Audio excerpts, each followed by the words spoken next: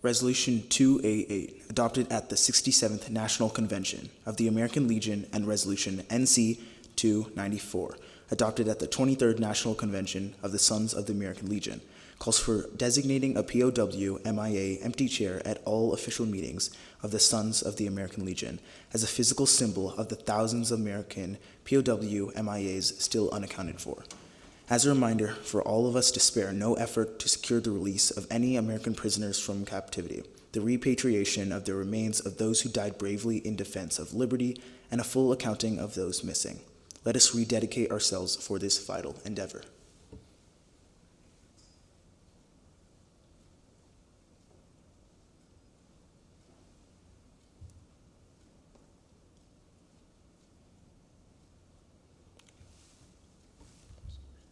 We will now recite the Boys State Creed. American citizenship is my most precious possession. I believe in the constitutional form of government of the United States of America, which guarantees me the right to worship God as I choose, and as a citizen, equal opportunity and equal educational rights. It is my obligation to participate in and contribute to the civic and political welfare of my community, state, and nation. I resolve to learn and understand the civic needs and government of my community. I hereby dedicate myself to the task of inspiring and maintaining a like interest in my fellow citizens, young and old. May the memory and experience of Boys State be ever with me as a constant reminder of my obligation to my country. You may now take your seat.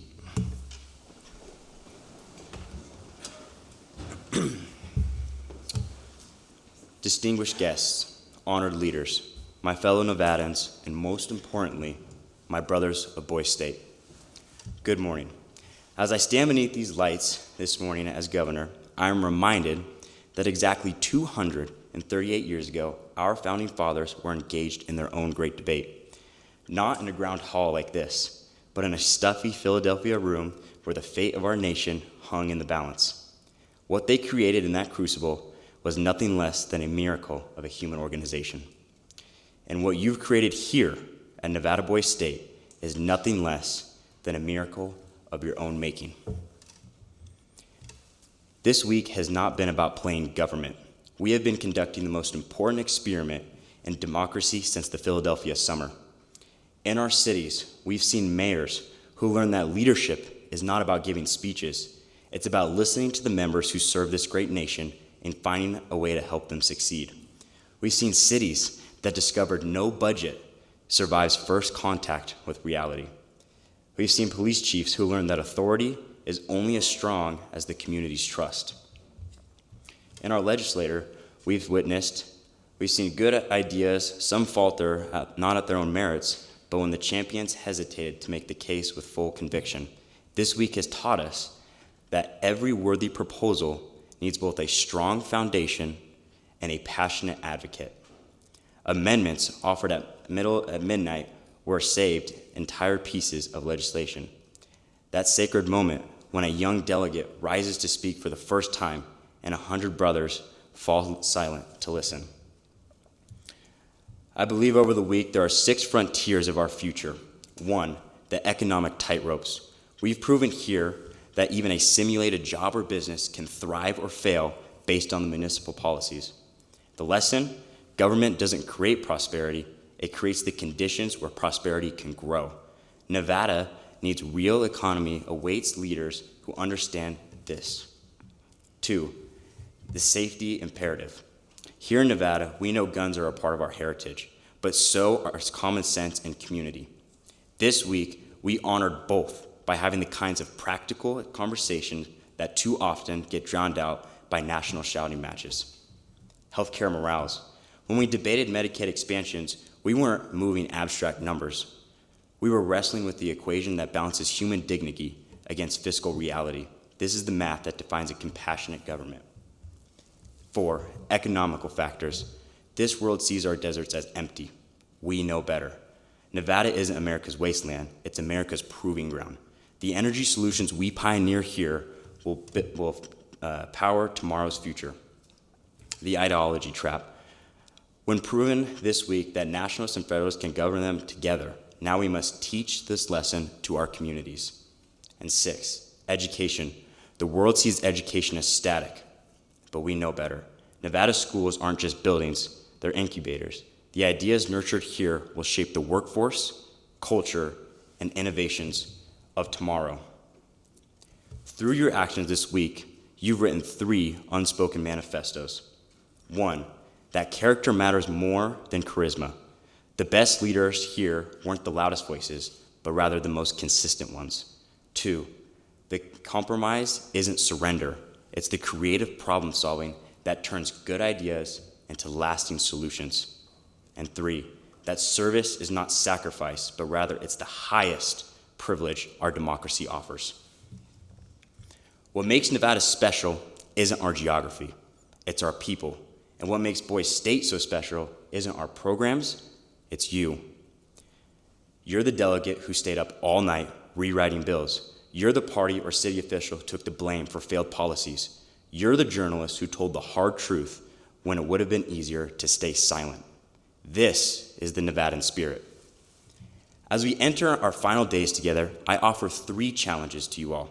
1, break your own alliances. If you have not worked across party lines yet, you missed the point of this program. 2, debate a bill that scares you. Real leadership begins at the edge of your comfort zone. And 3, leave a legacy that can't be erased, not just in the record books, but in the lives you've touched here throughout the week. They'll tell you that this is just a simulation, but they're wrong. What happened here this week was a result of the Constitution itself, because democracy isn't about the buildings or the documents. It's about the citizens like you choosing to engage, to debate, and to serve. When you return home, when you sit in your classrooms, when you start your careers, remember this moment. Remember that you've already been a chairman, a senator, and most importantly, a leader. The Nevada that needs you isn't just the one outside these doors. It's the one we've built here together. A Nevada where ideas matter more than affiliations, where effort defeats negativity, where young men like you prove every day that the American experiment is alive and well. So let us leave here today, not as boys who played government, but as men who have proven they can govern. May we continue to honor that sacred trust in all the days ahead. God bless Nevada Boise State, God bless the great state of Nevada, and God bless these United States of America. Thank you.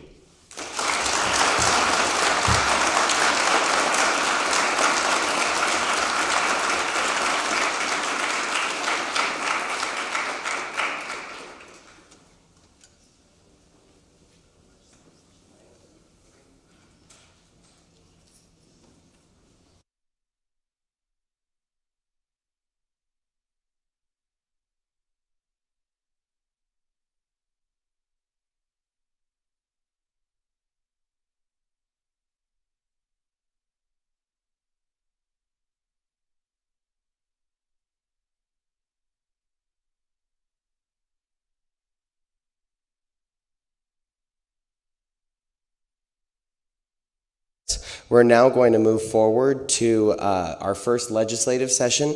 So if you are a senator, you'll move over to the Senate chambers with Ivan.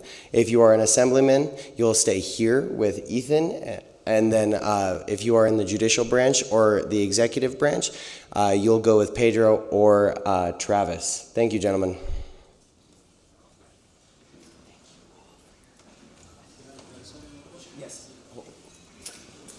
One moment, gentlemen, one moment. We have one more key reminder. Hi, I'm Officer Fox, Legislative Police. There are only 2 states that have legislative police, which is North Carolina and Nevada. Anyway, we want you to enjoy your stay here. We have a cafe on the 2nd floor. For those of you who are going to go to the gift shop, please no more than 3, just because there's crystal and glass in there and it's really tight quarters. So limit yourself to that. All of the emergency exits are on the north and south side of the building. Please don't use them unless it's an emergency. And please don't overcrowd the elevators. But the building is open. Just respect closed doors to offices, and just enjoy your stay, and you're free to walk around. On the upper floors, the men's restrooms are generally on the north side, and the women's are on the south side. So, and then there's unisex down here on the main floors. So if you have any questions, let us know. Any of the white shirts, we're all retired law enforcement, and now we're law enforcement again. We're sworn police officers for the state. Okay, so feel free to grab any one of the white shirts and ask them whatever questions you may have. Thank you very much. And thank you for stepping up and taking part in these programs. As a civil servant, we all appreciate that. Thank you.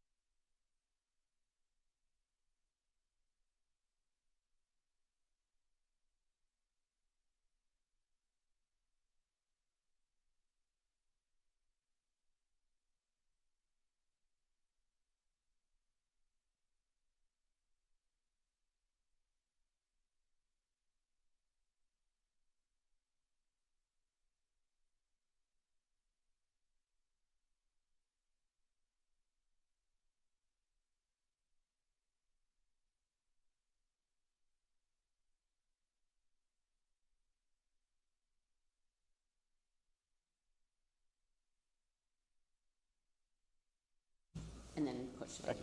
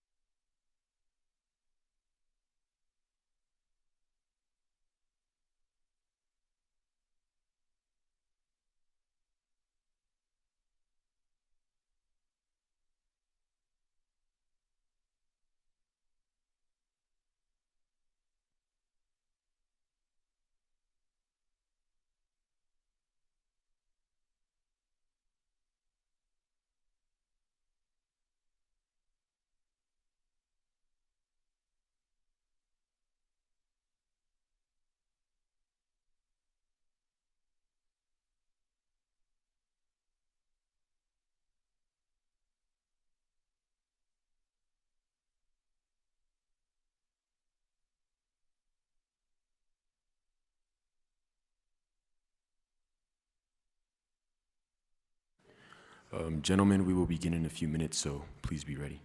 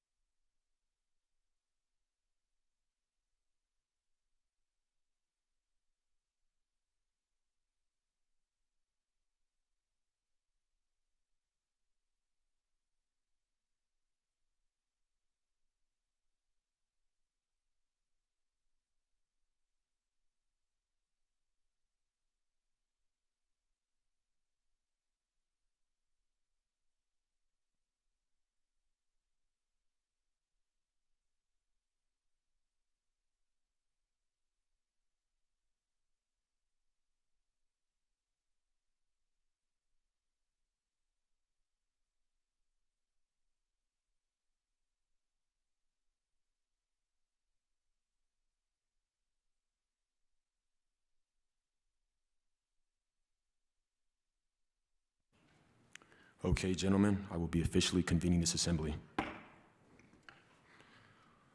Let's get started with the first bill on the agenda, AB 16. Mr. Cook, if you could please read the title for that for us.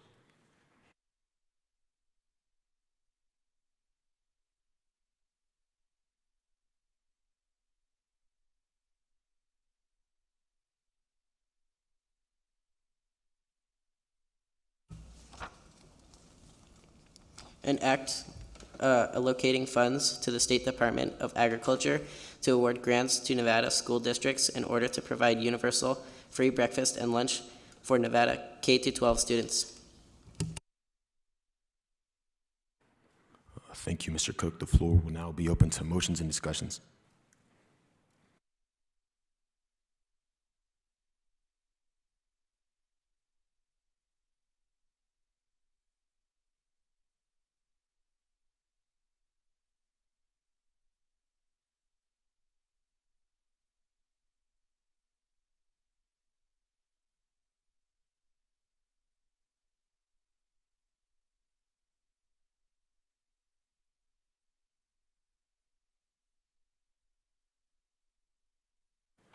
The speaker would like to recognize Assemblyman Malasek.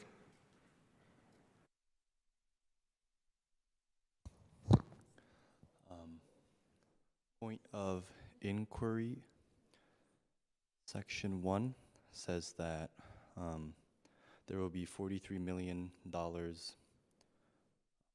transferred to this department, and it says it will be awarding grants. So are they the ones that get to decide what amount of grants to give to these schools?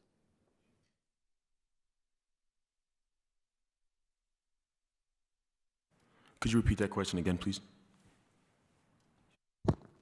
Yeah, I'll say it in simpler words. So, point of inquiry, what does, or who decides the grants to give to these schools?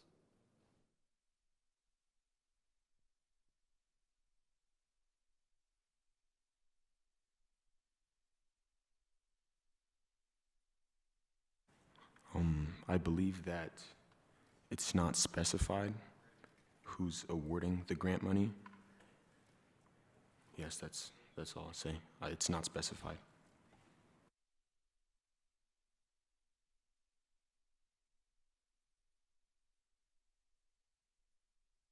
Assemblyman Crane. And the speaker would like to recognize Assemblyman Crane.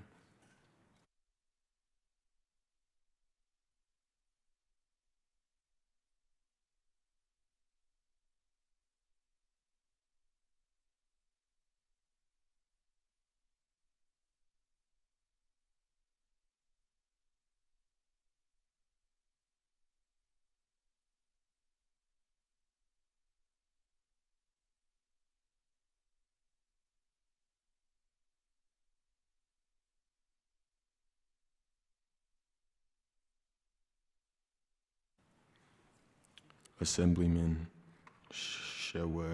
Shawangza, the speaker recognizes you.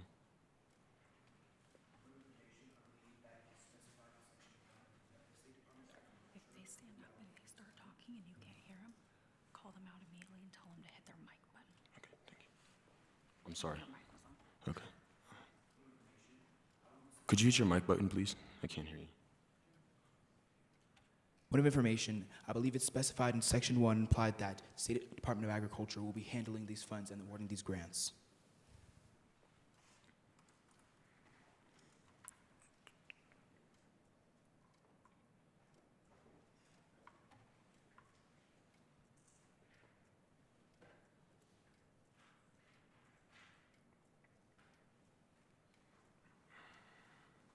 The speaker would like to recognize Assemblyman Yu.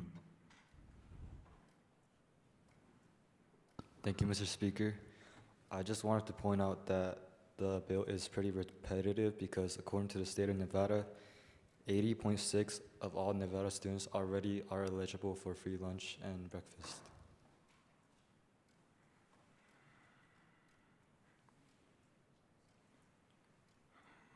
The speaker would like to recognize Assemblyman Romero.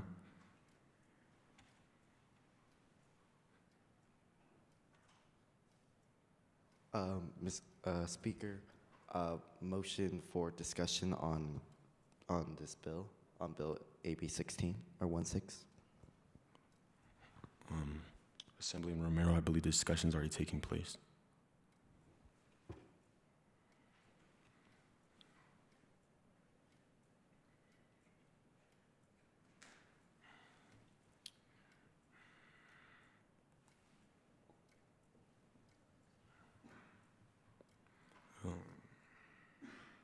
The speaker would like to recognize Assemblyman Malasik.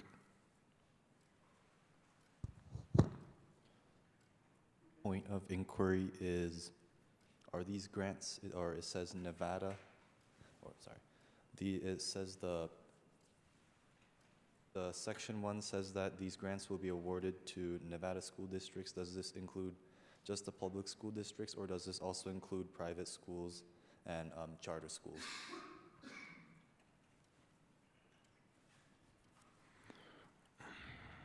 I believe it is not specified. I think that the discussion around this bill right now has been pretty repetitive, and I've been hearing similar points, so I highly suggest the motion to vote on the bill. Do I have a second?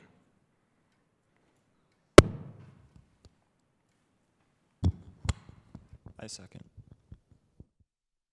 I second.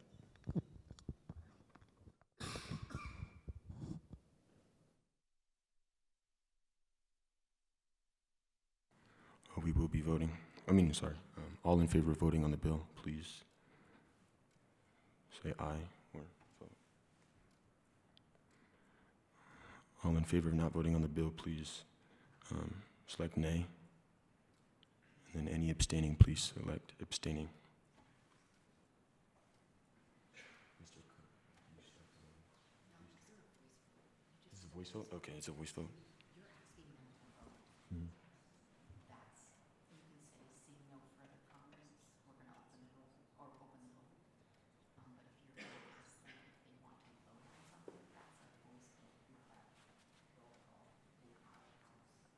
Okay.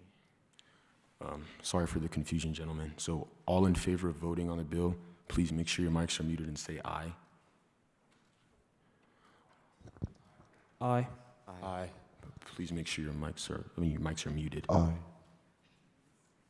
Sorry, we're going to try this again. All in favor of voting on the bill, please say aye. All opposed, please say nay. All abstaining, please say oi. I'm going to do a roll call count, so we're going to do this again. All in favor of voting on the bill, please raise your hand and say aye. Aye, please.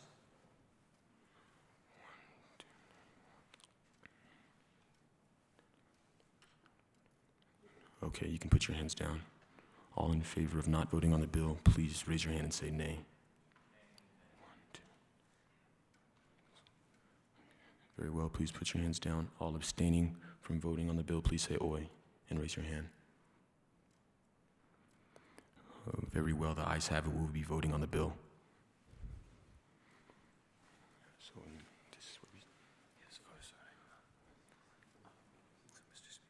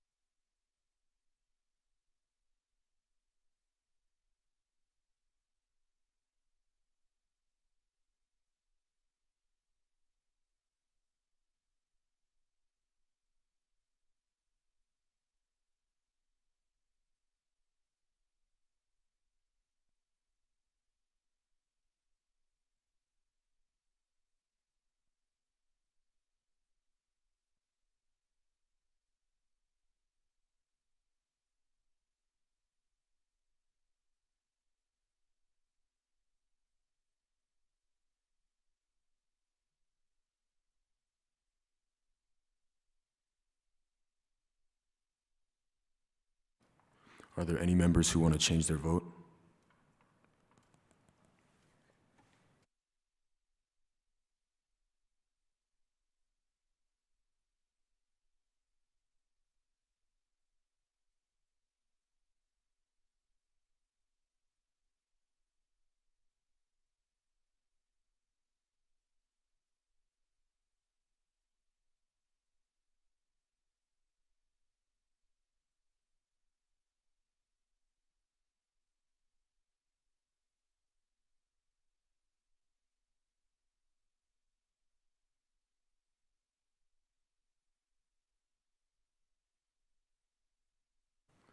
Very well, the vote has been closed. The nays have it. This bill will be failed.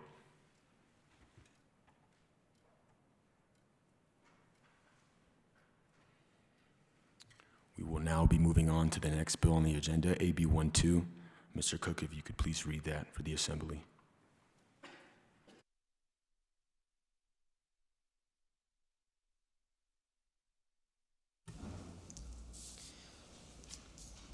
Assembly Bill 12, an act relating to the legal holidays designating Election Day as a legal holiday in the state of Nevada and providing other matters properly relating thereto.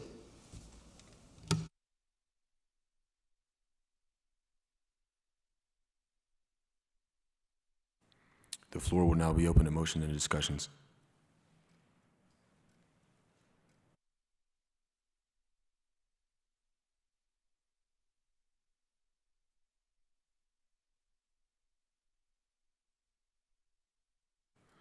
The speaker would like to recognize Assemblyman Shewangsa.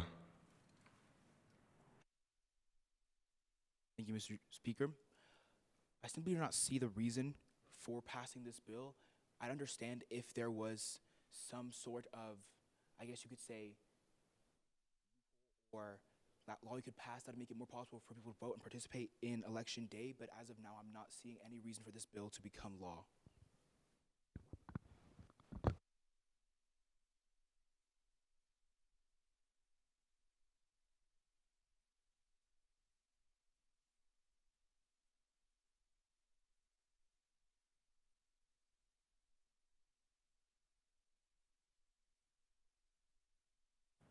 The speaker would like to recognize Assemblyman Queredo.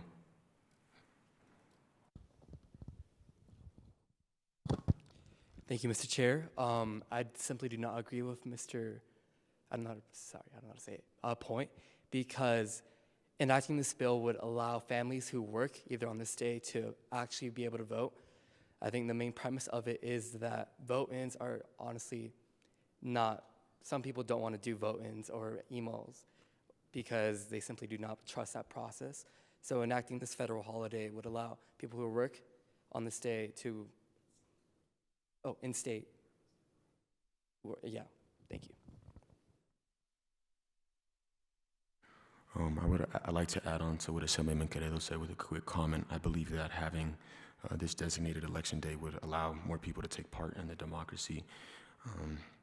We have many other federal holidays that allow this. So I would be in support of this.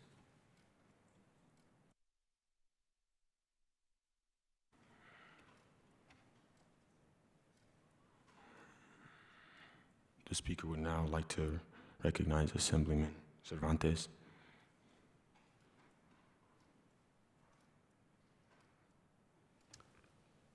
I would like to point out that I agree with Mr. Speaker and Mr. Corredo. I believe as a holiday, this would entice more people to vote, which aren't voting out of maybe because they don't seem that it's not as important. So if it is a holiday, as the act states, I believe they will grant more presence and more important to the discussion of voting. Thank you.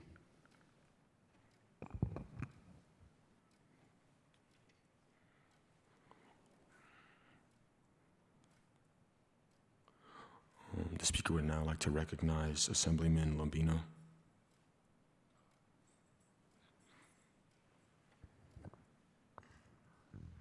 I'd like to come through. I'd like to mention that early voting is a thing in Nevada. For 17 days prior to Election Day, we can vote, and that goes on for 14 days up until 3 days before the election. If there's worries about people not being able to vote because they can't go in for work.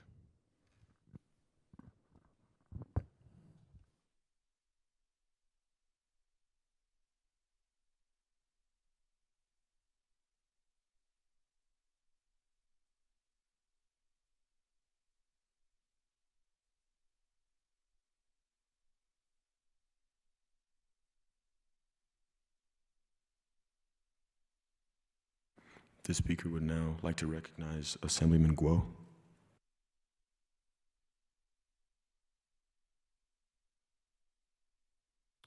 I also thank you very much, Mr. Speaker. I also agree with you that this bill would encourage voting season, and it would allow more people to partake in our democracy. Thank you.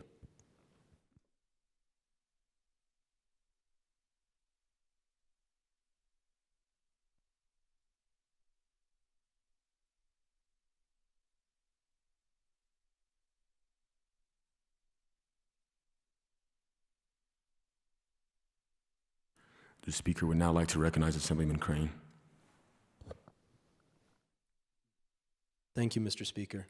I would like to comment that according to Silver State, Nevada.government, in the 2024 general election, only 72.8% of registered Nevada voters actually voted, and that includes a majority of those being mail-in ballots, approximately 44% of total Nevada registered voters mailing in their ballot. So I think that that number is far too low, and I think that giving people more opportunity to actually vote in some of the most important elections that we have seen, especially in recent times, is crucial.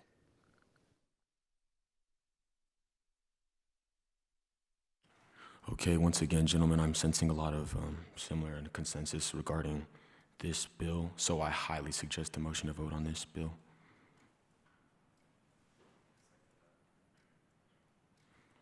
Very well, we'd be voting on whether or not to vote on this bill. All in favor of voting on this bill, please raise your hand and say aye. Please keep them raised.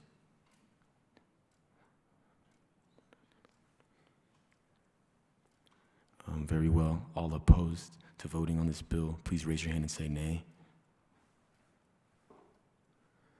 And then all abstaining from voting on this bill, please raise your hand and say oi.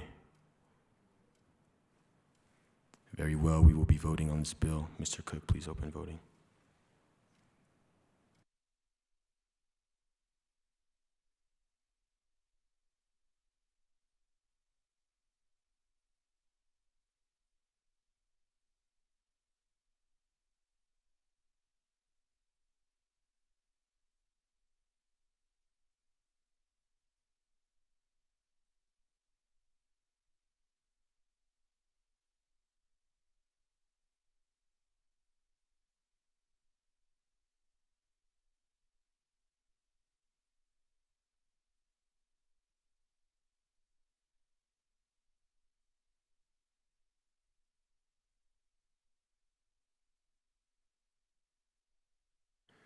Is there anybody wishing to change their vote?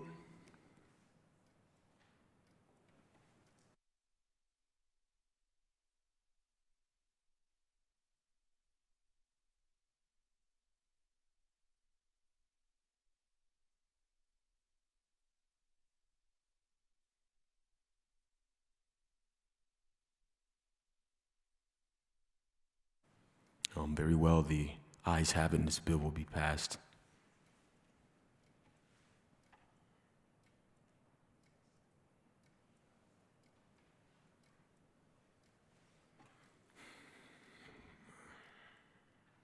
Okay, moving on to the next bill on the agenda, AB 8.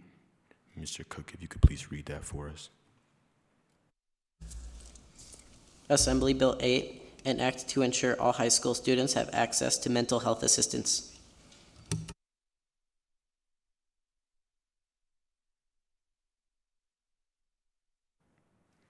The floor is now open to motions and discussions.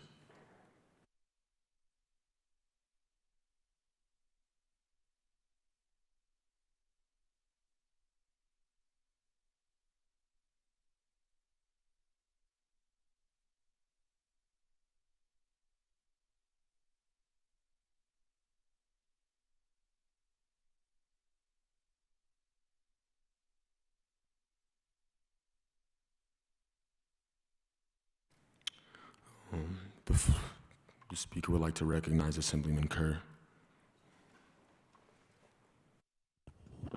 I just wanted to comment and say, I think this bill has a noble cause. I think mental health is a good thing to support. I'm not sure, I think it's up for discussion definitely, whether it should be required that all students meet for 10 minutes every year. Like, I think a requirement, if someone doesn't want help or need help, they shouldn't be required to meet.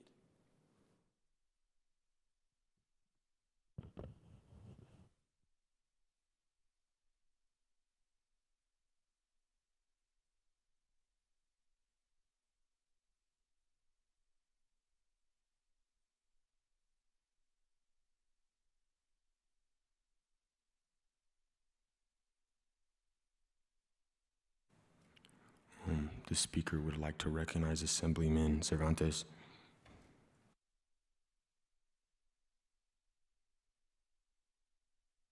I'd like to comment that I do believe mental health is very important, and while I do disagree with Mr. Kerr that there should be a requirement, even if there is no discussion in that time frame, even just a little help or early prevention is really important.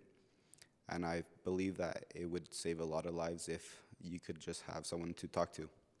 Thank you.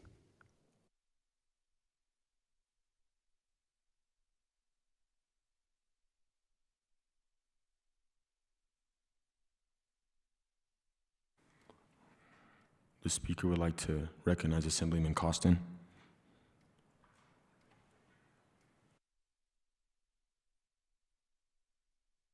I would like to say I agree with Mr. Lopez Cervantes. I think that the 10-minute requirement, it doesn't necessarily have to require the students for counseling.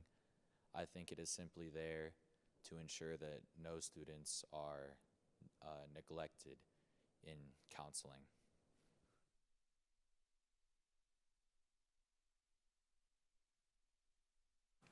The speaker would like to recognize Assemblyman Malasek. Thank you, Mr. Speaker. I agree with Mr. Kerr. It is a noble cause to try to help people have better mental health. And I would like to also point out that schools already do have counselors. Their title is not mental health counselor, but their primary job is to help students who need mental support. And this program requiring each person to go into like a 10-minute meeting is also redundant. And one thing I'd like to point out is to stop these people, or for people who really need mental help, part of the treatment to this mental help is to spend hours and hours talking with these professional therapists, and requiring these people to speed through these 10-minute conversations, that's not enough to even begin to understand what that person is feeling. In fact, the person who really is in need may feel like it's not fair because they're not getting enough time. So if they really want help, there already are these counselors at school who can help them, and that they have built relationships with, that that the counselor is supporting. And I have witnessed these firsthand, because in one of my, I was called to the office for something, and I've seen these interactions, and this is not something that can be built. I'm sorry, Assemblyman Malasek, I'm going to cut you off there just because there are other assemblymen who want to speak. So,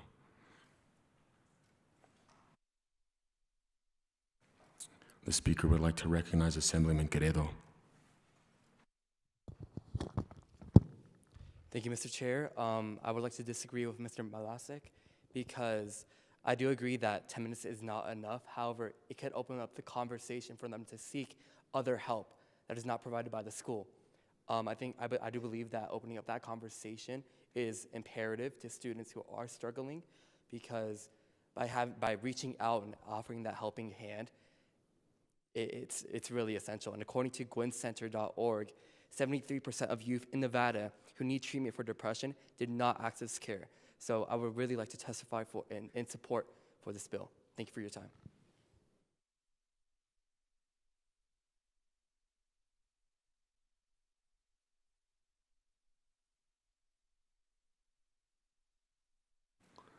The speaker would like to recognize Assemblyman Bautista.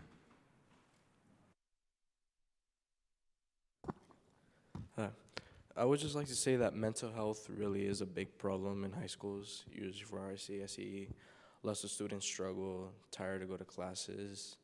And even though counselors are an option for those students, they're not really built on to talk to students like that. So I feel like passing this bill would allow those students to see a better option for the mental health and eventually possibly go to something outside of school to help with their mental health.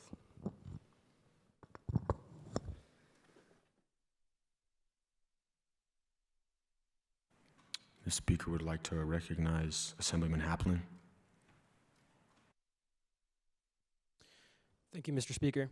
I move that we start the voting process on this bill and that we, in my opinion, pass it that this will help with high school students with their mental health. So I do agree that we start the voting process and that we pass it. Thank you.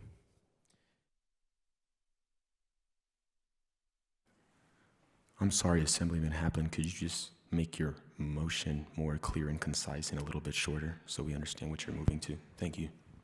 Of course, Mr. Speaker. I move that we start the voting process and that we begin to pass this bill. Do I have a second? Very well. All in favor of voting on this bill, please raise your hand and say aye.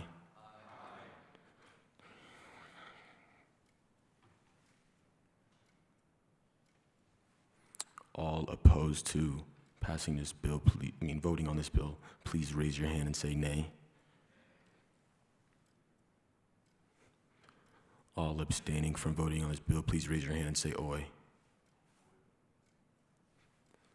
Very well, the ayes have it. Will we be voting on this bill? Mr. Cook, if you could please open voting for us.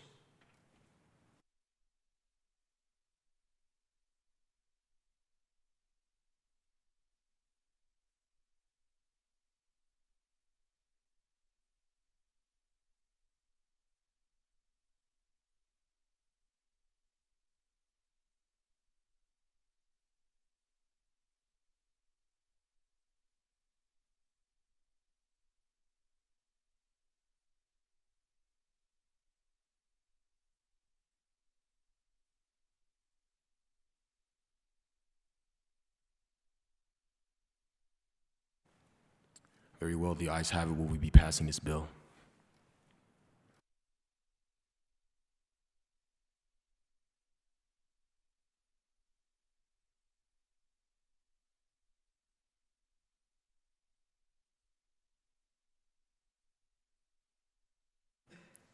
We will be moving to the next bill on the agenda, AB 90.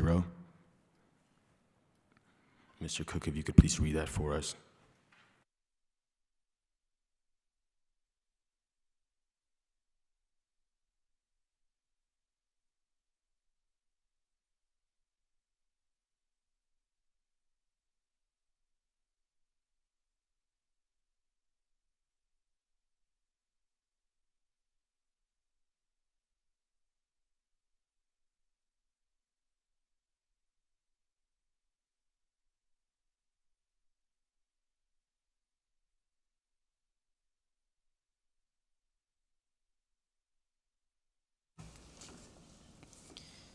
Assembly Bill 90, an act to prohibit hotels and resorts from charging hotel parking fees from residents of either Nevada or its neighboring states.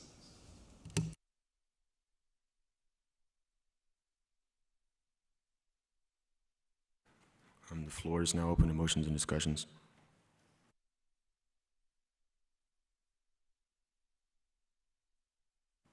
The speaker would like to recognize Assemblyman Shawangsa.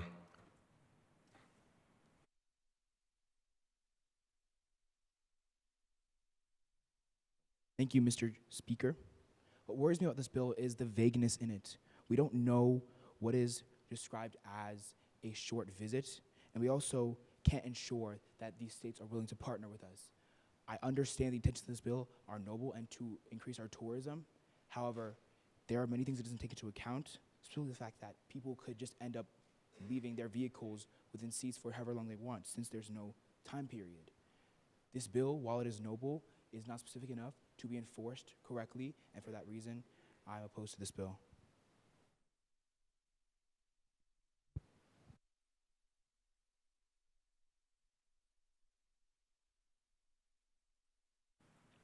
The speaker would like to recognize Assemblyman Lombino.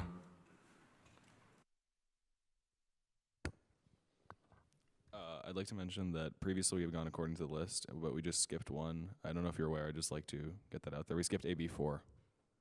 It's about horse tags.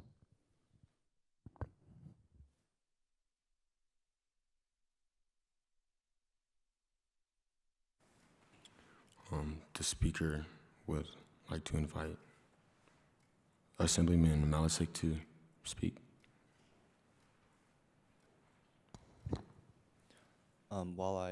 Thank you, Mr. Speaker. While I understand that this intends to increase tourism, like sorry, I don't know your name. The previous gentleman said, forcing businesses to make parking free I don't think that should be something that the government forces the businesses to do. That should be something the business decides if they want to make their parking free. And if certain hotels would like to make their parking free, then that would obviously attract tourism. But it should be in the hotels and the private businesses' decision whether to make their property free or not. Thank you.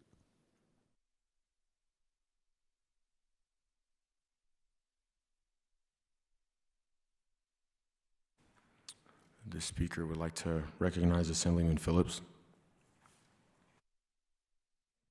I agree with Assemblyman Malisik. It also, our main source of tourism isn't just Arizona, California, Idaho, Oregon, and Utah. So I don't see why making parking free for residents of those states and of Nevada would increase tourism to a level that it would be worth it for the businesses.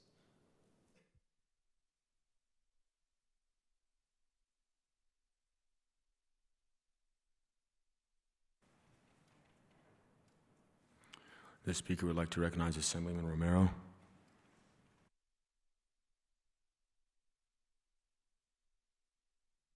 Thank you. I think we have to recognize that parking fees are a source of, while albeit a minor source of revenue for these hotels, if we forced no parking fees, the hotels may retaliate, they may bump up their prices, and it may decrease the amount of tourism that reaches the state. Additionally, this is a private matter between corporations. It is up to the lodging service or the hotel to make up their own incentives to increase their tourism, and it creates competition within the hospitality industry. And by passing this bill, we are not creating this competitive industry within Vegas, and it creates static movement within our economy, and overall our economy will decline. So I advise you to look more into this and view how lodging services have their own jurisdiction to implement this.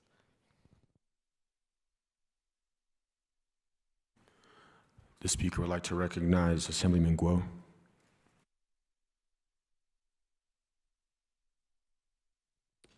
Thank you, Mr. Speaker. I would also like to agree with Mr. Manasik about that we shouldn't dictate how hotels and resorts use their property. If they don't want to charge for parking, then great. But if they want to charge for parking, then that's none of our business. Thank you.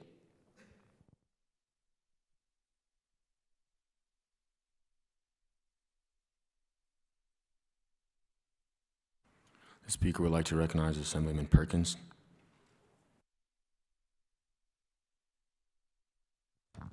I have a point of information on the bill, but it says in section 1A that regarding valet services that their rates will stay the same. But under section 2, it says that the Department of Tourism and Culture Affairs will also oversee the implements. Does that mean that the department will charge the parking lot fees and then the hotel will add valet service, or how would that work? I'm sorry, could you please restate your question? So pretty much my question is, how will they be able to enforce it? Because under section 2, it says that the department will overforce the regulations, but under section 1, it does say that the valet services will remain the same. So I was wondering if like it adds together, or if the hotel or the department would take priority over their rates. I think I'd like to clarify that valet services are different than parking fees. So the bill is allowing for hotels to oversee their valet services in terms of staff that is designated to be able to drive and park cars. But the bill would like the parking spaces themselves in hotels in these areas listed to be free.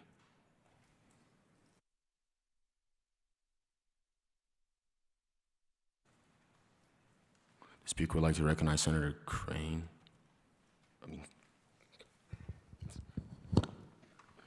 Thank you, Mr. Speaker. I think that at this point we are starting to make a lot of the same points, and I would like to motion to previous question at this time.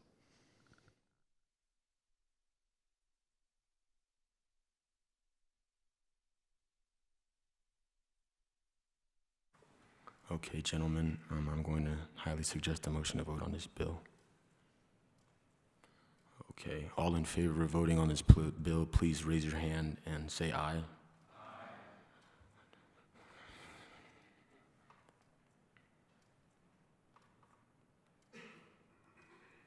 Okay, you can lower your hands. All opposed to voting on this bill, please raise your hand and say nay. Okay, you can lower your hand. All abstaining from voting on this bill, please say oi. Very well, the ayes have it. We will be voting on this bill. Mr. Cook, if you could please set up voting for us.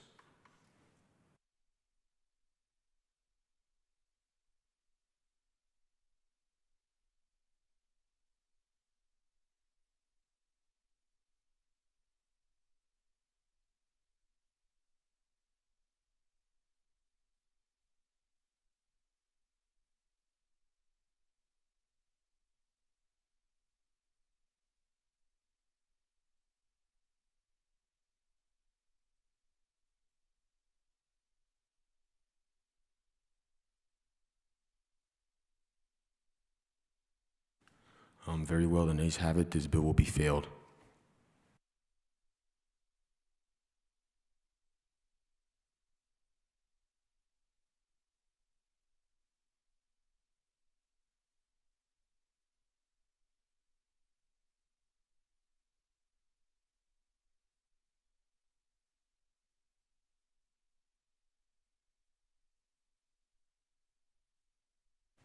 We will now be moving to the next bill on the agenda, AB 34. Mr. Cook, if you could please read that for us.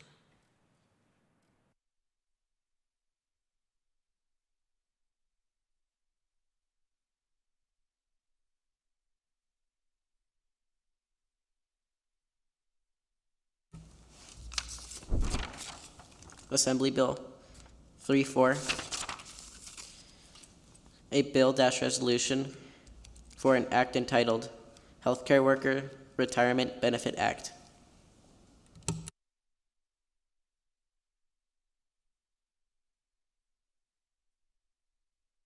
The floor will be open to motions and discussions.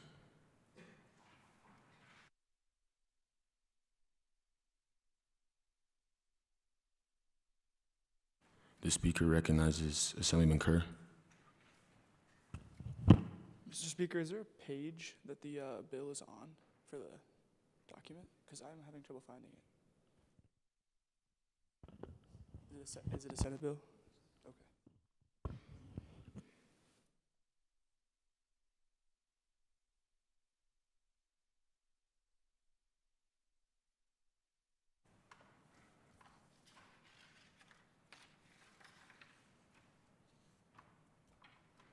The speaker would like to recognize Assemblyman Malisic. Sorry, I just left the request on.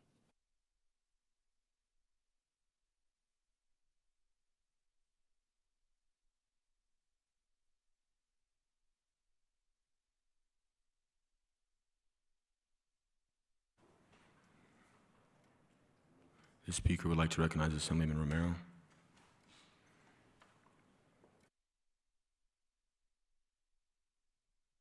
I think when we are looking at this bill, we have to recognize how why we should pass this bill to benefit RNs, registered nurses in Nevada. Currently, registered nurses are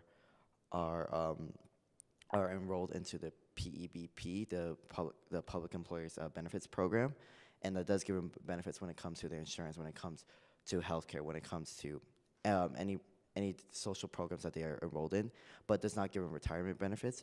If we pass this bill and enroll them in PERS, it does give them the jurisdiction to apply for retirement benefits, as they are public employees serving the people, and whether it's in hospitals, whether it's in healthcare sectors, whether it's in retirement homes. And overall, this should benefit this will benefit registered nurses overall, and expand the amount of nurses in the healthcare industry, as we are also in a decline of obtaining nurses. So it will also provide an incentive for nurses to feel like they want to enter the industry within Nevada. Thank you.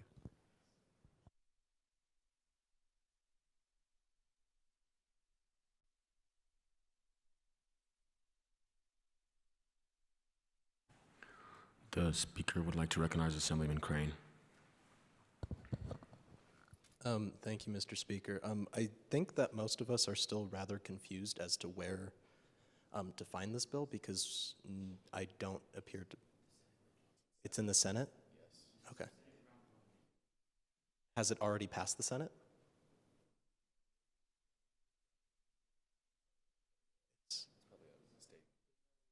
I see.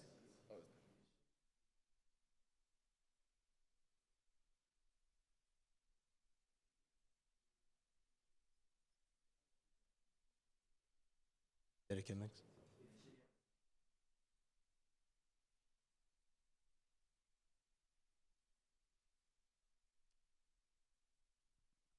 Okay.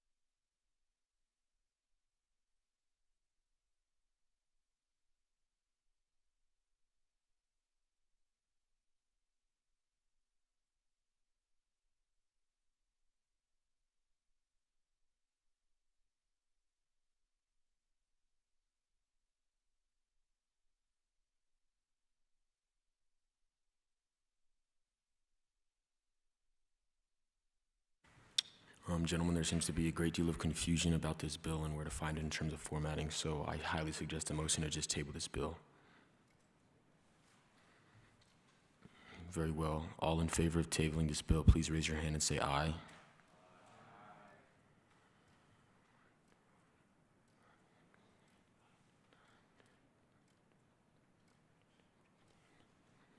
All opposed to tabling this bill, please raise your hand and say nay.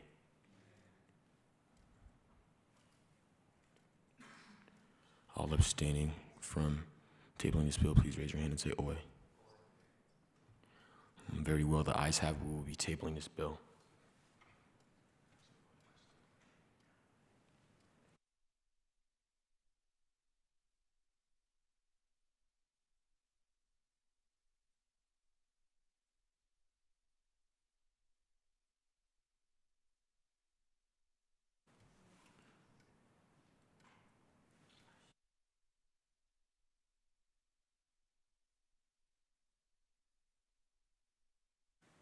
Moving on to the next bill on the agenda, AB 32. Mr. Cook, if you could please read that for us. Assembly Bill 32, an act to change the balance and regulations on pepper spray. The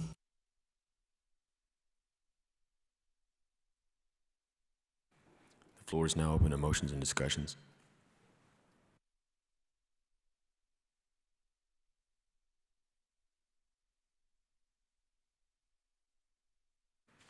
The speaker would like to recognize Assemblyman Bautista.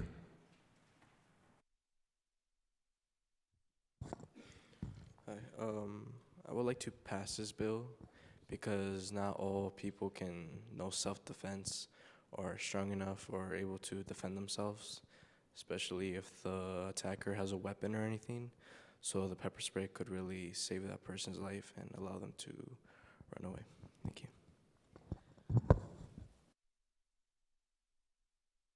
The speaker would like to recognize Assemblyman Malisic.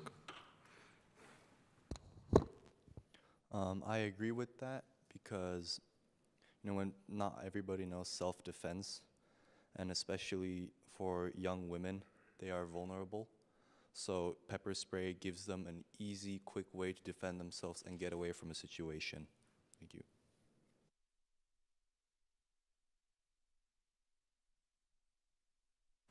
The speaker would like to recognize Assemblyman Crane.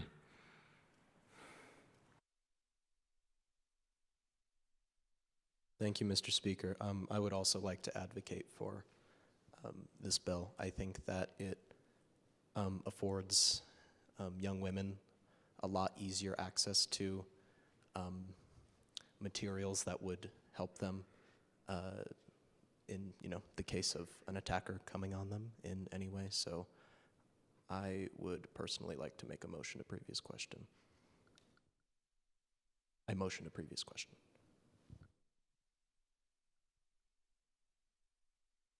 Do I have a second? Very well. Motion to all in favor of motion to previous question, please raise your hand and say aye.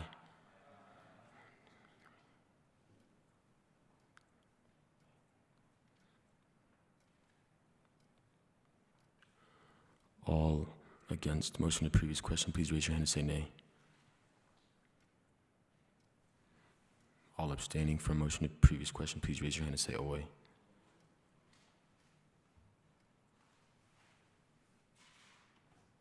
Very well, the ayes have it. We'll be moving to previous question.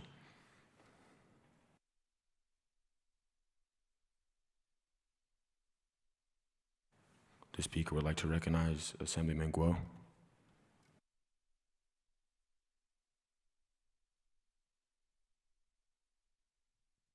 Oh, thank you, Mr. Speaker. Regarding this bill, I think it's a great concept, but in Section 1, it says that minors younger than 16 shall have parental permission or legal consent.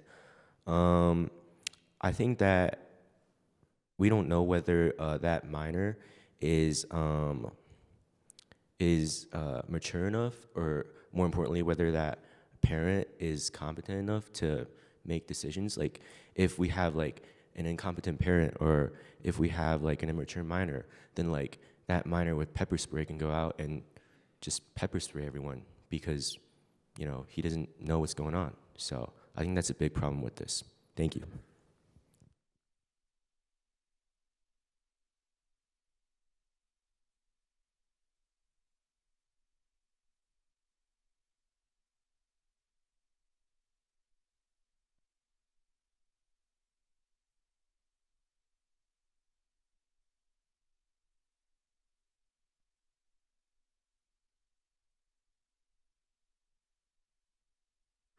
The speaker would like to recognize Assemblyman Shawangza.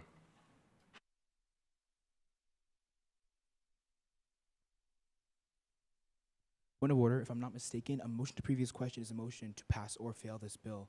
So I don't understand how we are still discussing it if it has been passed.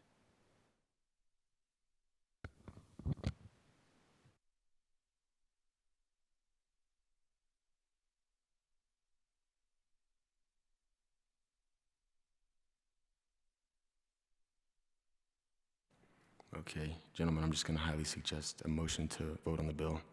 Do I have a second? All in favor of voting on this bill, please say aye.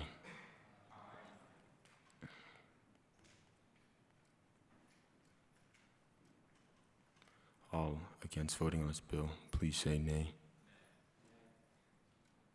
All abstaining voting on this bill, please say oi. Very well, the ayes have it. We will be voting on this bill. Mr. Cook, if you could please open voting for us.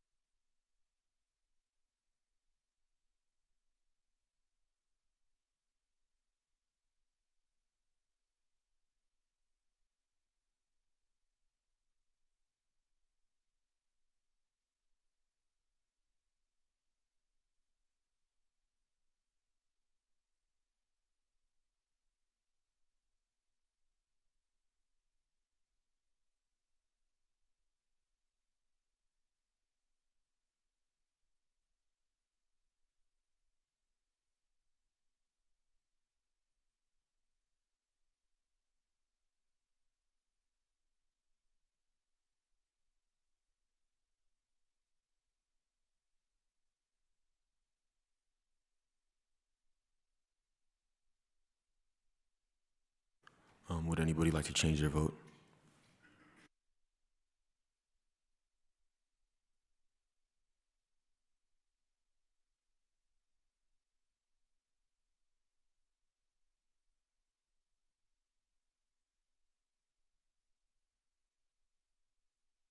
The ayes have it. We will be passing this bill. I would also like to say to anybody confused on finding certain bills within the document, if you have a laptop, you can use Control F and search in keywords to be able to find it.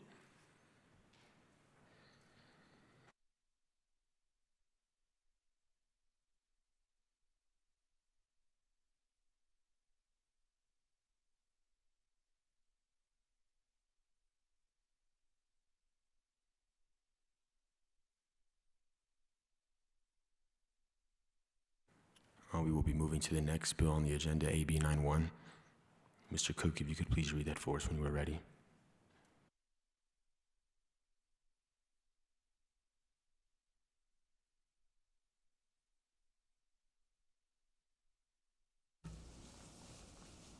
Assembly Bill 91, an act to expand telehealth care in rural southern Nevada counties through the creation of one-room telehealth centers across rural southern Nevada counties. The telehealth centers are created to be similar to the center within the William N. Pennington Life Center in Fallon, Nevada.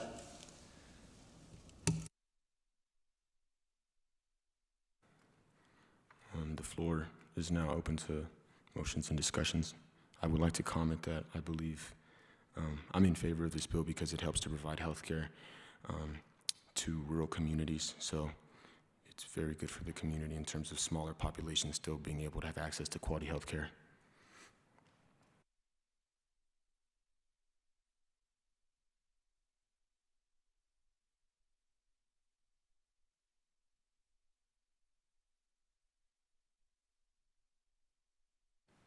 The speaker would like to recognize Assemblyman Crane. Thank you, Mr. Speaker. In principle, I support what this bill wants to do, but I would also like to highlight in Section 5, I do not think that $500,000 would be anywhere near enough to both construct these new facilities and provide them with all of the necessary equipment that would be needed for them to succeed. So with that, I do not think this bill does anywhere near enough to support itself in being implemented. The speaker would like to recognize Assemblyman Malasik. I agree with Mr. Crane. $500,000 is nowhere near enough to create 4 of these medical centers, because that means less than $150,000 per is spent per medical center, which is, it's a simple, there's nowhere near enough money to be spent on all 4 of these centers. Thank you.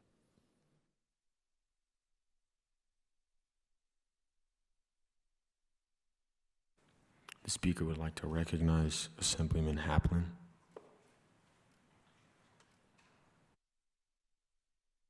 Thank you, Mr. Speaker.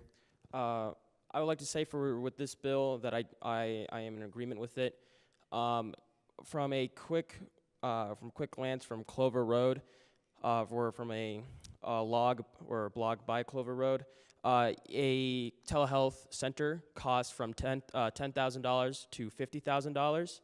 If we're allocating $500,000, that money will be able to, one, build and supply those telehealth centers within those counties. Thank you.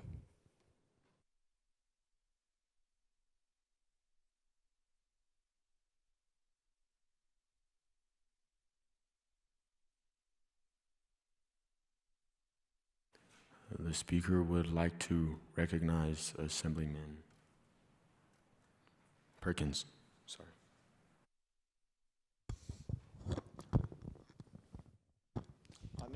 Thank you, Speaker. I'm in agreement with this bill, but I feel under Section 2, it only states that there are 4 counties and not all counties. I feel like it would be beneficial to all counties to help establish this.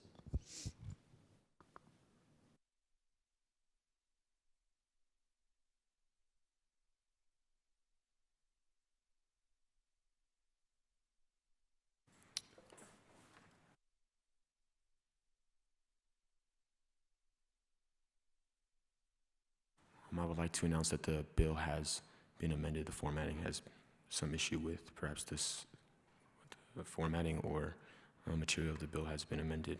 So, Mr. Cook, if you could please reread the bill for us again.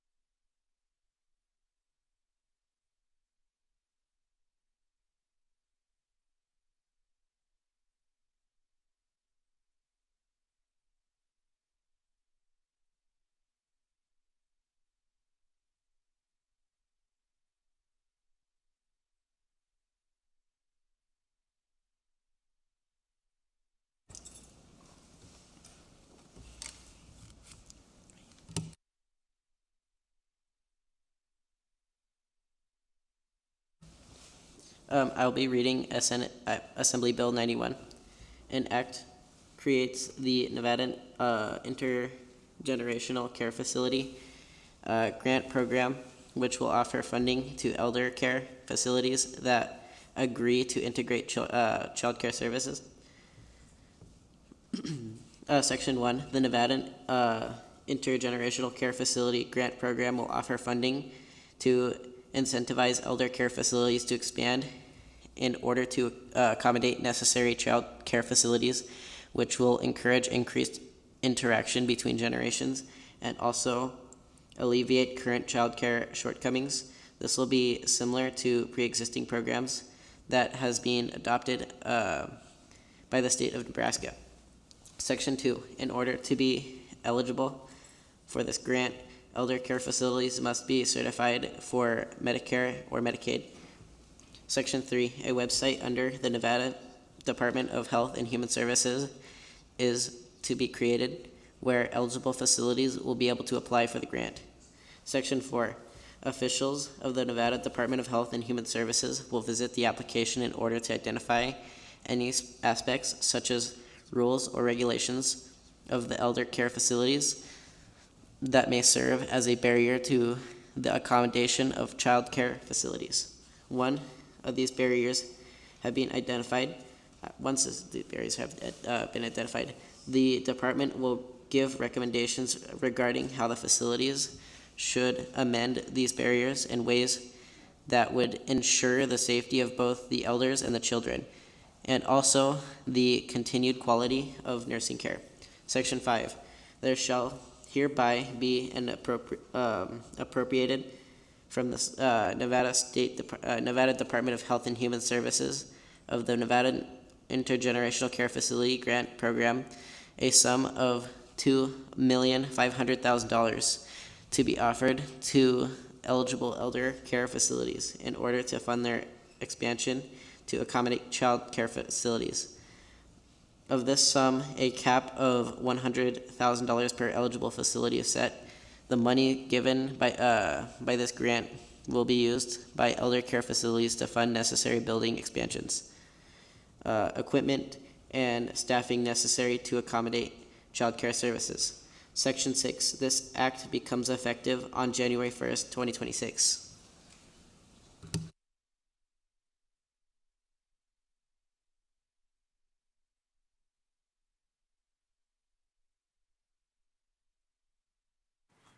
Thank you, Mr. Cook. I would like to say that the previous document that we were reading had errors in it, and so Mr. Cook just read the amended version.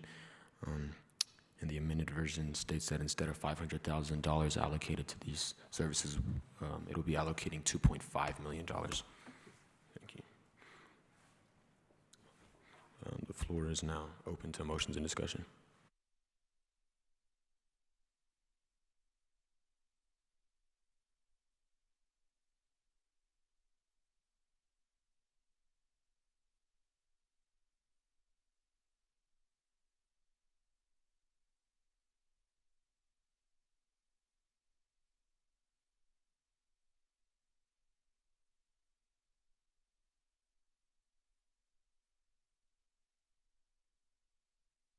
The speaker would like to recognize Assemblyman Phillips.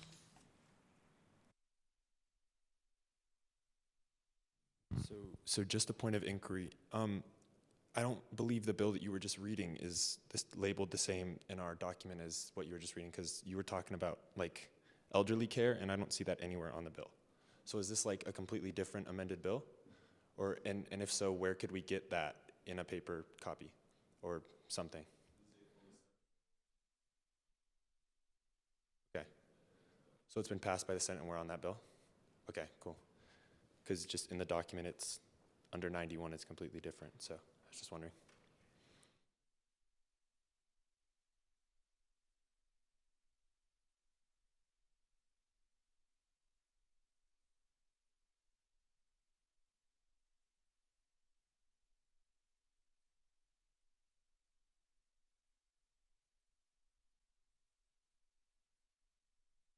I suggest a motion to recess for 3 minutes just to figure this out. Okay.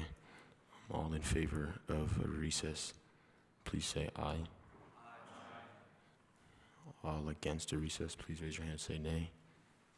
All abstaining from a vote on the recess, please raise your hand and say oy. Very well, we will have a 3-minute recess.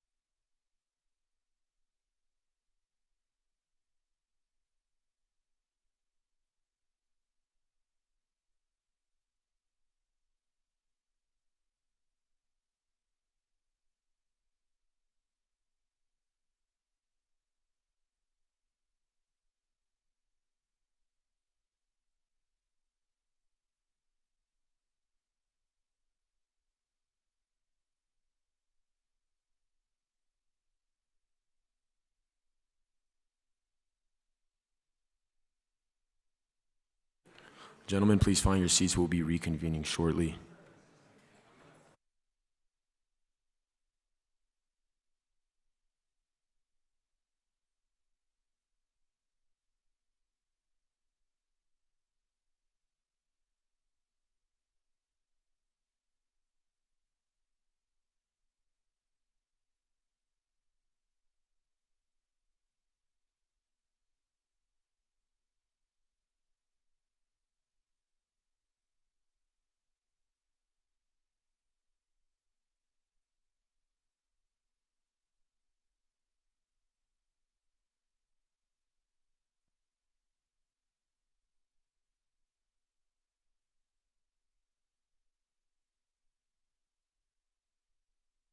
All right, I will be reconvening this assembly until 11:30.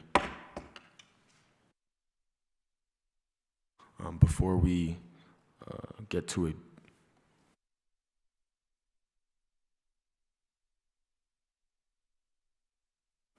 Before we get to a bill, I would like to say that any member who notices an issue in terms of formatting, whether it be incorrect title or incorrect body, the body of the bill, or there's an issue with Mr. Cook reading something differently, or there is not a date on which the bill becomes effective, you can just stand up and interrupt at any time throughout the conversation or motions.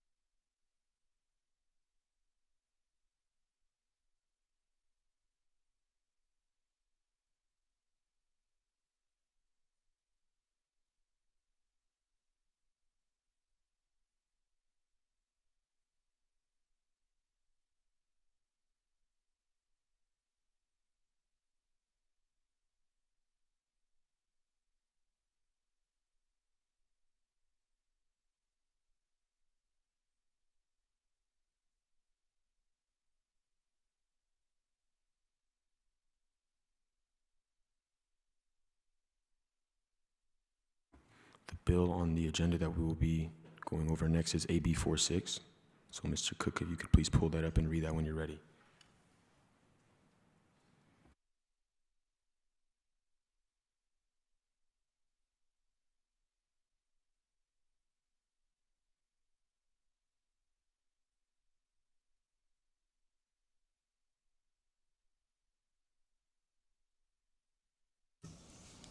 Assembly Bill 46, an act to establish equal program fees for both boys and girls state to ensure fairness, maintain equality between gender, and eliminate financial distress over opportunity. The floor will now be open to motion and discussion. The speaker would like to recognize Assemblyman Showingsa. Thank you, Mr. Speaker. I'd like to begin by mentioning that this bill, while it is just in its thought, it does not effectively address this issue. In Section 2, it states that no third-party connection shall charge an additional fee for attendees of both boys state and girls state. That is not how the system is set up. What's happening is a third party, the American Legion, is funding boys state. Girls state is not being charged an extra fee. There's nowhere the money is coming from to go to girls state. This bill doesn't establish any source for that pool of money. Additionally, it says that fee changes are applied to both gender programs, which is impossible seeing as their leadership is different. They're set at different dates. It is impossible for them to have the same amenities. While we can strive for equal amenities, this is not the way to do that. And finally, Section 4 regards scholarships that clearly none of us have knowledge of, whether it be in boys and girls states. The scholarships have nothing to do, in my opinion, with the application process to boys and girls states. In my knowledge, it is applied or given to you by your school. For example, Girl Staters that are here today that have come from Advanced Technologies Academy applied for grants and got them from my school. I'm just in opposition with this bill, seeing as it does not effectively address the situation or the issue that it is trying to, and it seems as though it has no understanding of this system. I yield my time.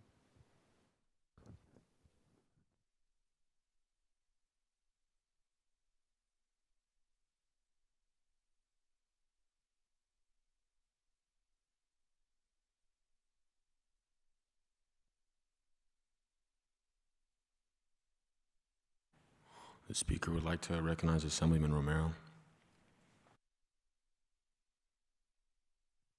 I would like everyone to know that this is a private endeavor with Boys and Girls State. We, as the state of Nevada, have no control over this. It is a private corporation. It is a private organization that controls the fees. That being said, we do not have jurisdiction over them. And it is up to the third-party organization, American Legion, to provide funds for Girls State. It is physically impossible for us to enforce equal fund distribution between Boys and Girls State. It may be argued it's discriminatory, but again, it is not under our jurisdiction to do this. So I highly advise you to move on from this bill.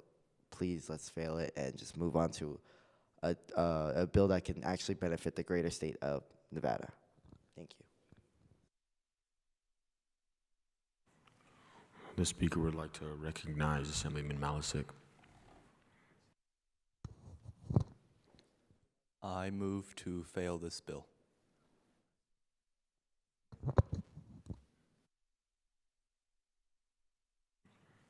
All in favor of voting on this bill, please say aye. All opposed to voting on this bill, please say nay. All abstaining from voting on this bill, please say oi. Very well, the ayes have it. We'll be voting on this bill. All in favor of passing this bill, please raise your hand and say aye. Oh, sorry, Mr. Cook. Mr. Cook, if you could open voting for us.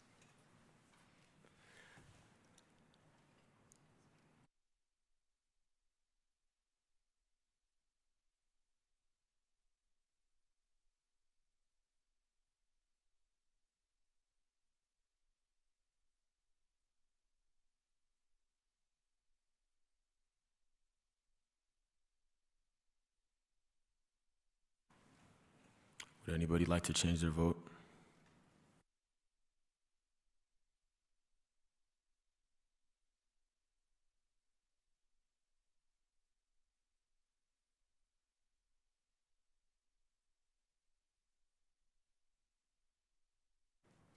Very well, the nays have it. This bill will be failed. We will now be moving on to the next bill of the agenda, AB 169. Mr. Cook, if you could please pull that up and read it for us when you're ready.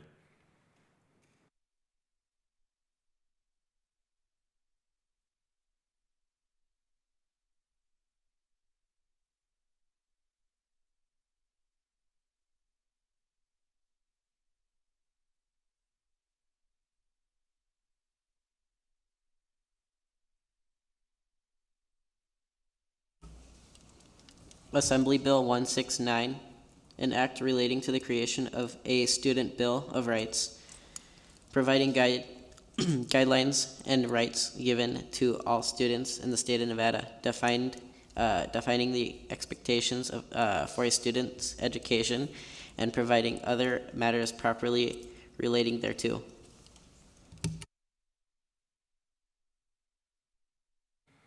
The floor is now open to motion and discussion.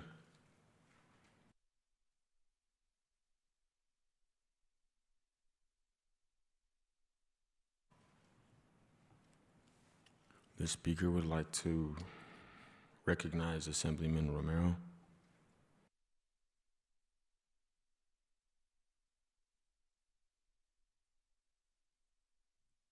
I think when we look at educational rights within the state of Nevada, we view that the lack of funding may not guarantee these rights. So with the Student Bill of Rights, it may not immediately guarantee these rights, but it leads to a reason of focus. It leads to a reason why the state of Nevada and the Department of Education should serve the main priority, which is the students. And serving the students, it means attending to their rights, making sure that they are well rounded in their overall care. So by passing this bill, it creates a reason. It creates a reason. It creates justification for why we do all that we can for the education system. So I vote highly that we pass this bill, even though it may not do immediate good right now. It will benefit our future. Thank you.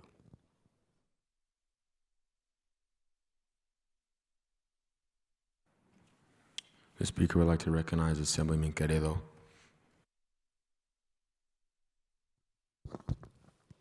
Thank you, Mr. Chair. I would like to testify in support for this bill. I think it is imperative now more than ever that students are given the voice, especially in education. We're constantly left out of the conversation regarding either curriculum, changes to CTE programs, and many other stuff. So I would like to point out, too, that just this year, students at Silverado High School will lose some electives in the 2025 to 2026 school year, one of those being ROTC. We were left out of that conversation, and I think this bill would testify for that. So I yield my time. Thank you.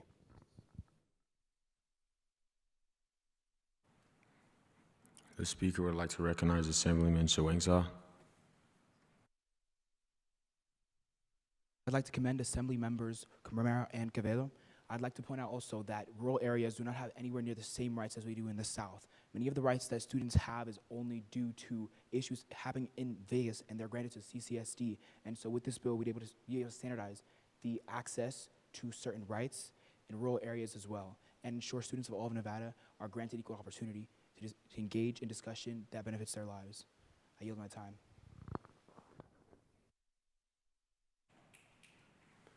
Does any assemblyman have an opposing view or belief on this bill?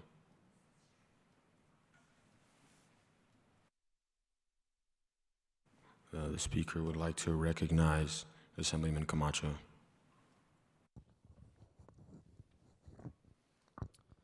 I would like to say that I do agree with most of it, but there is one section there's one part under Section 3 that states, not be given a form of disciplinary action or punishment by school authority and administration for speaking on their own beliefs. I feel like there is a variety to own beliefs, like not doing homework, not following staff rules, but that's all I have to state.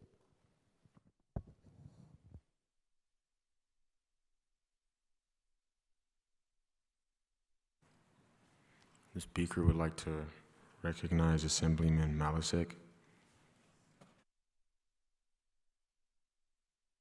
I agree with Mr. Camacho. The general thing, the overall bill seems to be pretty good, and I agree with it, but Section 2 specifically states that there will not be a form of disciplinary action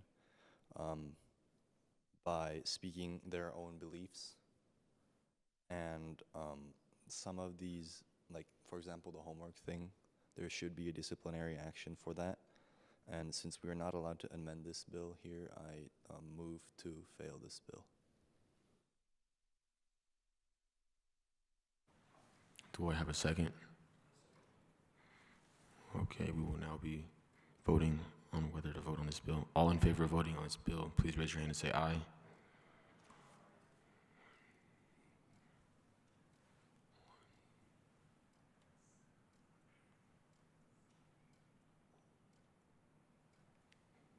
All opposed to voting on this bill, please raise your hand and say nay.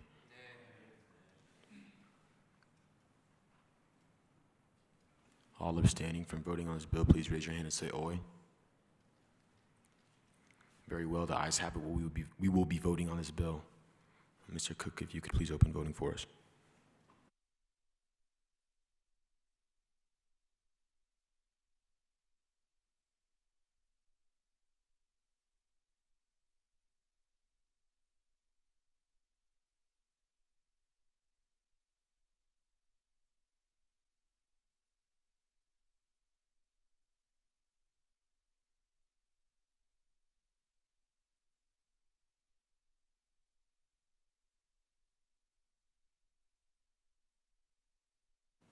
Would anybody like to change their vote?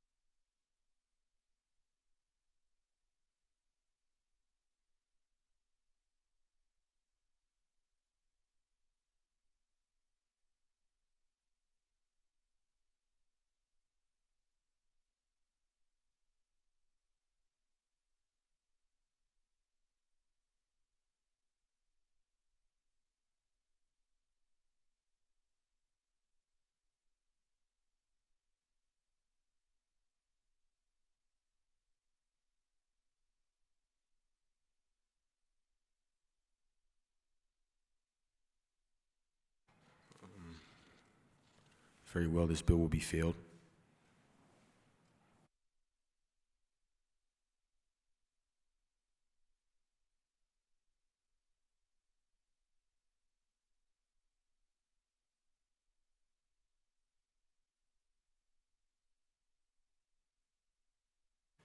Just to clarify, this vote will be failed because the ayes lack the majority. So.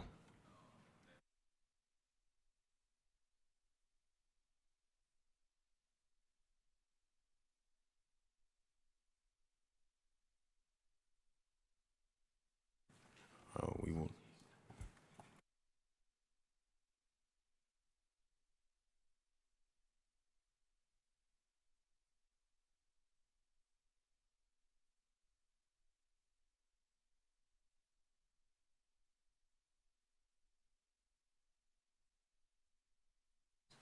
I'm sorry, just for further clarification, we had 4 abstaining from the vote, and abstaining from the vote counts as nays. So we had 12 nays and 12 ayes, and we need a majority of ayes or nays to be able to, a majority of ayes to be able to pass a bill. So 12 and 12 would not be majority, that would be evenly split. We will now be moving on to the next bill on the agenda, AB 187. Mr. Cook, if you could please read that for us when you are ready.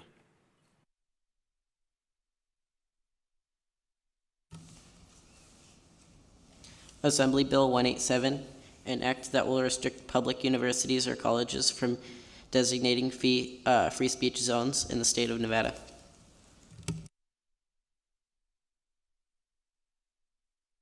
I would like to say the floor is open to motions and discussions, but we do have 3 minutes before we will have to adjourn. Oh.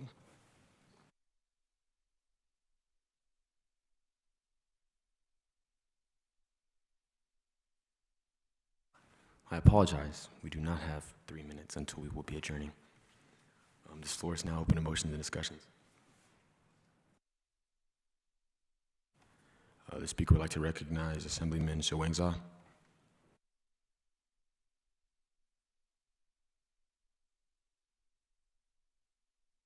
Would have been great. I'd like to double check with my chair whether this bill is seeking to eliminate free speech zones in order to make it so that students aren't able to protest, or eliminate free speech zones so that students are able to protest wherever they wish. Or protest anywhere? Right.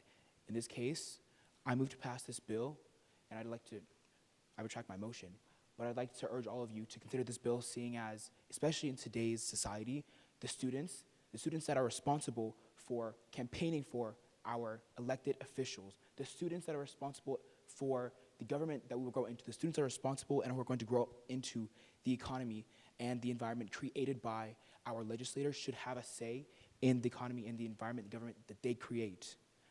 I want to urge and remind all of you that these bills that are being passed will affect us more than they will anybody, so there is no reason that we should not have a say. I yield my time. The speaker would like to recognize Assemblyman Romero.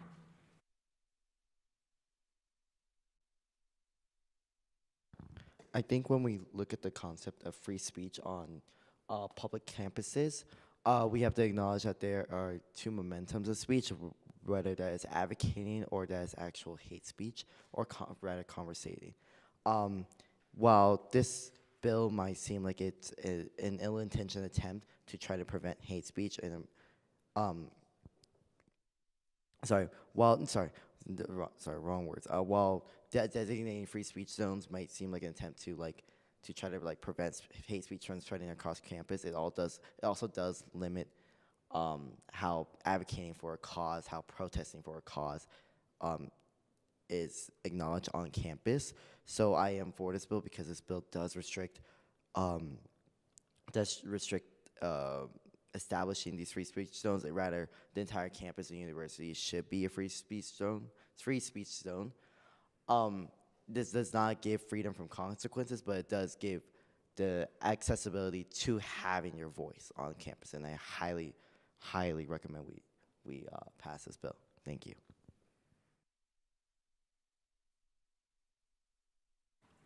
The speaker would like to recognize Assemblyman Phillips. So just to clarify on voting procedure, if you wish to fully abstain from the vote, do you just not press any buttons? Because if a no vote counts as a nay, if I would wish to fully abstain from voting for a bill, do I just not click one of the three options? There's a button that allows you to say that you are abstaining from the vote. Okay.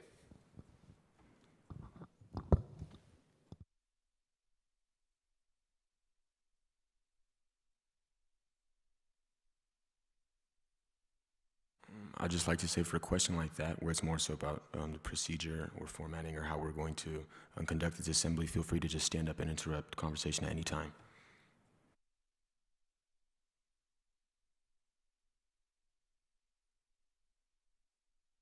Mr. Speaker, to clarify Mr. Phillips' point, I'm pretty sure what he meant is that the yellow no vote button is what he clicked purposely to abstain, yet found out afterwards that it would still be counted as a nay. And so therefore he's wondering if he doesn't click any button on his pad whatsoever, would that then be an actual? No. So clicking the no vote button means you are abstaining from the vote, but in order to gain a majority to pass the bill, you need a majority from the ayes. So the abstaining from the vote count as nays in terms of the ayes being able to get majority. So if you had 12 abstaining from the vote and 12 ayes, the bill would not pass because there's not a majority from the ayes. I understand that. I think Phillips is trying to ask whether there's a way he could cut himself from the majority, make it a 23-person vote. Am I correct? No.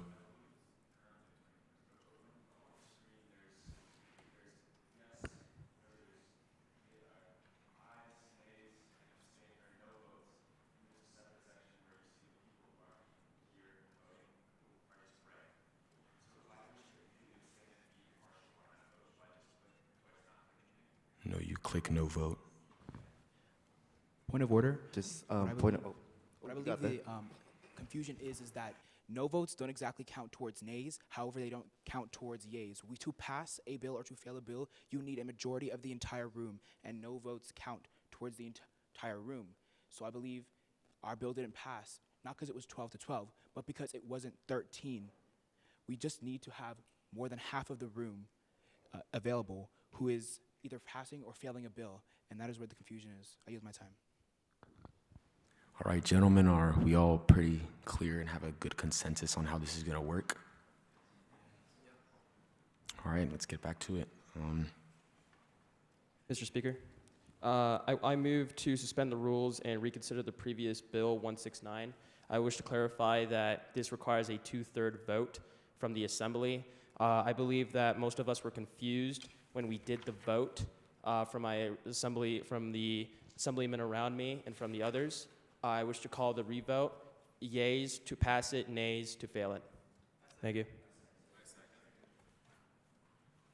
Okay, all in favor, please. Well, Mr. Speaker, I think that the gentleman over there is confused. We only need a 2/3 vote if the governor vetoes the bill after being passed in both the House and in the Assembly and the Senate. For just the initial presentation of a bill, we just need a simple majority.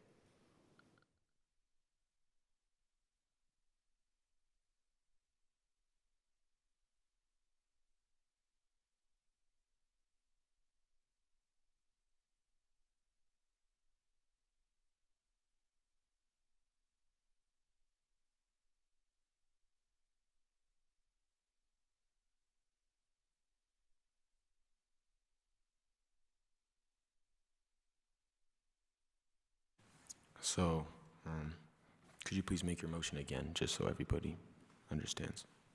I move to suspend the rules and reconsider the previous Bill 169. As I previously stated, I believe that most of us were confused when we did this vote, and I wish to redo the voting on Bill 169. Yay for passing it, nay for failing it. Thank you. Do I have a second? Okay. All in favor of revoting on the previous bill, please raise your hand and say aye. Aye.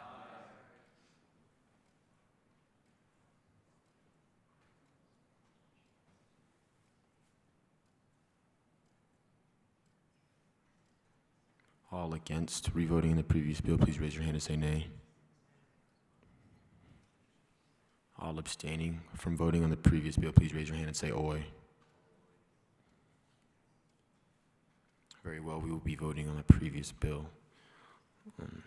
Mr. Cook, if you could please open voting for the previous bill.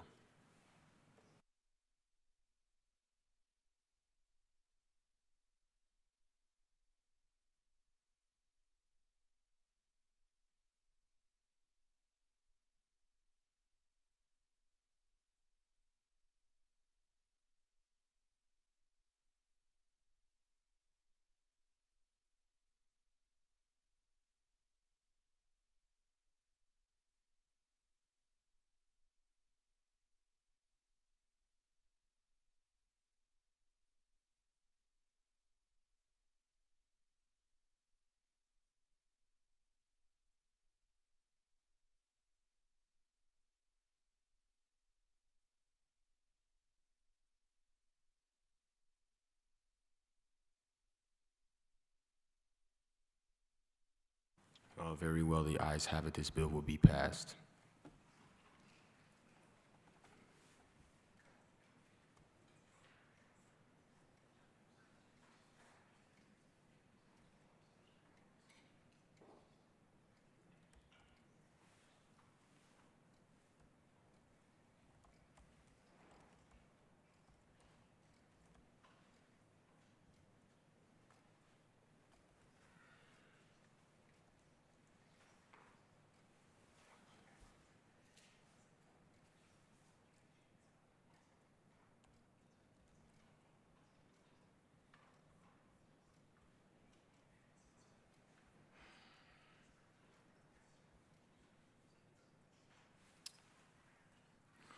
Okay, let's proceed back to Bill AB 187. Floor is open to motion and discussion.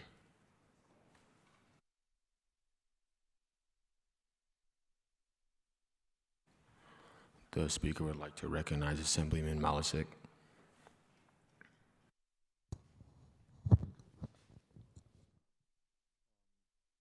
So, I would like to agree with Mr. Romero. This is a public college, and it is public space, so people by the right of the first, or by the first something, I forgot what it's called.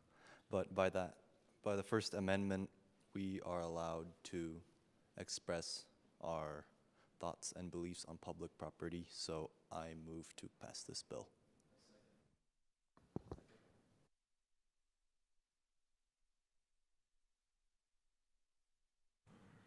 Before we pass this bill, I'd like to make a quick comment that if you look at Section 2, the colleges are not designating free zones in order to declare that all areas publicly accessible on the campus are allowed, will allow students to exercise their First Amendment right, because it states that having these designated free speech zones actually controls the type of protests and agendas that students are allowed to push.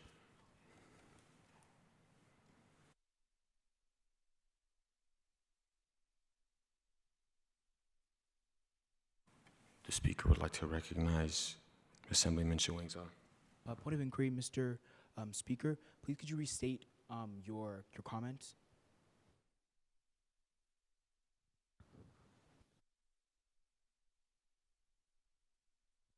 Point of inquiry, Mr. Speaker. Please could you restate your comment? So my comment is that these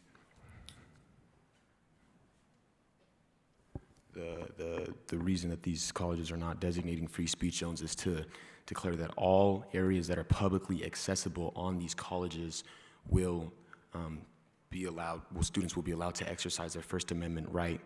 It just seems like a lot of the consensus here is to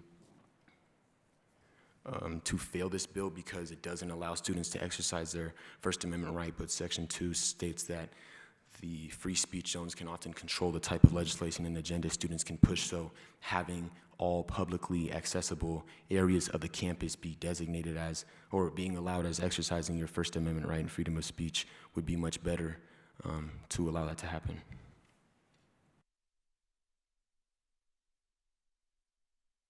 Assemblyman Crane, do you still want to continue with your motion? Do we still have a second? Oh, I'm so sorry. Sorry, yes. So all in favor of voting on this bill, please raise your hand and say aye. Aye.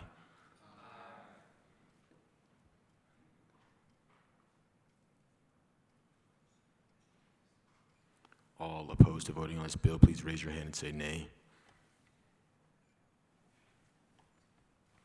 All abstaining from voting on this bill, please raise your hand and say oi. Very well, we'll be voting on this bill. Mr. Cook, if you could please open voting for us.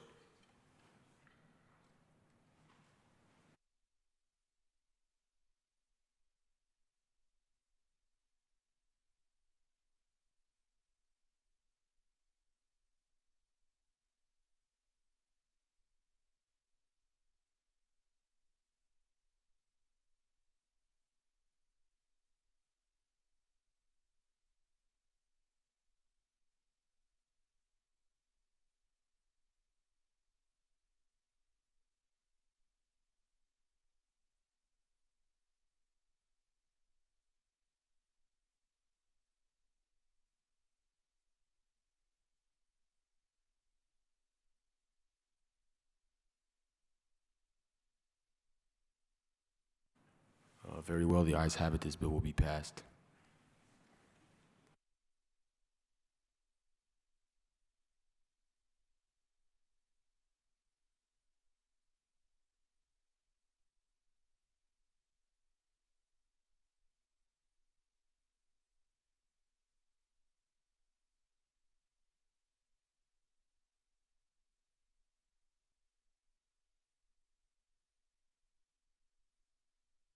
We will now be moving on to the next bill on the agenda, AB 154. Mr. Cook, if you could please read that for us when you are ready. Assembly Bill 154, an act to create more affordable health care for citizens of Nevada. The floor will now be open to motions and discussions.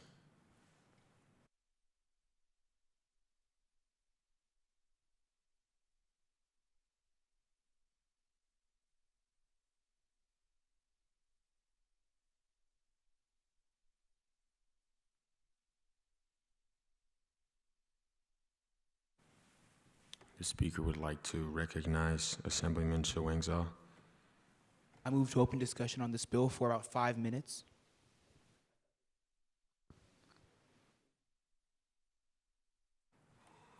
All in favor of opening discussion on this bill for 5 minutes, please raise your hand and say aye.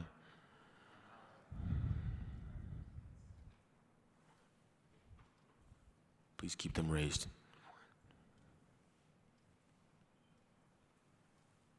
All against 5 minutes open discussion on this bill, please raise your hand and say nay.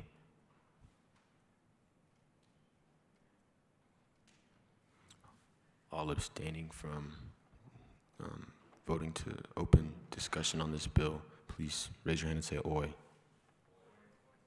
Very well, the ayes have it. We will have a 5-minute open discussion on this bill. The Speaker would like to recognize Assemblyman Shoengzog. I'd like to point out this bill is trying to do way too much and does not have the proper policies in place in order to accomplish what it is trying to do. The new tax will be created. There is no numbers attached to it. There's no government agency attached to it. Its enforcement is very much vague. Additionally, making any life-saving procedures at no cost to the patient would have to tax the citizens at an extent that is not fair or not just. Raising tax on citizens to increase their health care would not do many good, seeing as the tax money that would be coming out for them would only be going to certain citizens, and many citizens would be left with much less, especially the lower class. And I yield my time to the chair. Speaker would like to recognize Assemblyman Romero.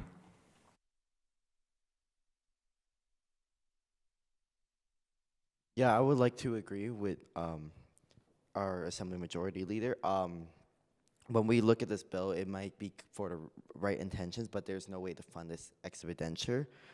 Ambulances are costly. You have to fund overall the cost of the ambulance, the cost of the care, the cost of the workers, and just by simply stating that you want this endeavor to be free, it also raises prices in other aspects, such as in hospital health care, such as in emergency room services, and overall, by passing this bill, it truly does make the cost of health care more expensive, because the money to be funding the usage of ambulances has to be exported from another aspect of healthcare within the healthcare industry.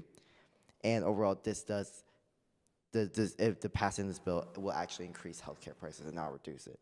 So I highly recommend that we fail this bill, even though it has the right intentions. It has no right way to go about it. Thank you.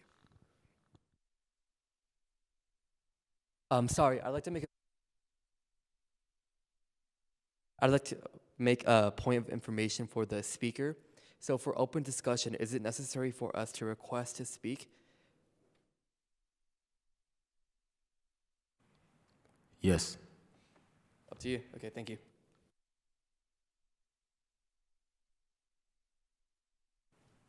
Actually, Assemblyman Queredo, I think that's a great idea, what you just said. So you will not have to request to speak during an open discussion. Simply just raise your hand and I will call on you. Thank you.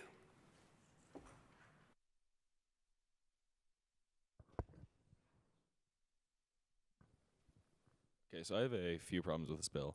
First of all, it is to reduce the cost of ambulance operations, a fleet of electric ambulances will be purchased by the state. This is not saying as old ones are decommissioned, we will purchase new ones one by one. We are purchasing an entirely new fleet, probably decommissioning the old ones. Next up, any life-saving procedures will, upon passage, be operated with no cost to the patient. Based on the wording, I'm assuming this is only if the patient is in an ambulance, which is a bit odd, and procedures hasn't really been specified. Next, the tax makes no sense. Over 2 million, what percent? What percent are we raising it by? Is it just is it capital gains? Is it income? What are we doing? Thank you. Sorry, I yield my time.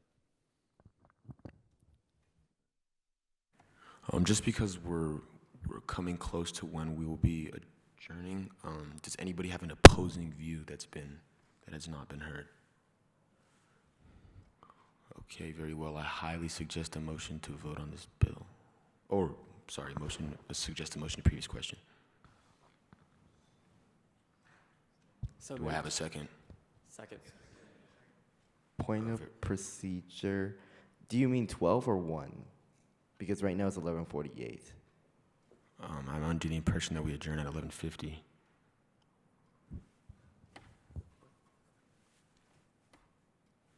Okay, all in favor of motion to previous question, please raise your hand and say aye. All opposed, please raise your hand and say nay. Very well. We'll be moving to previous question. I highly suggest a motion to vote on the bill. Do I have a second? Okay, very well. Mr. Cook, if you could please open voting for us.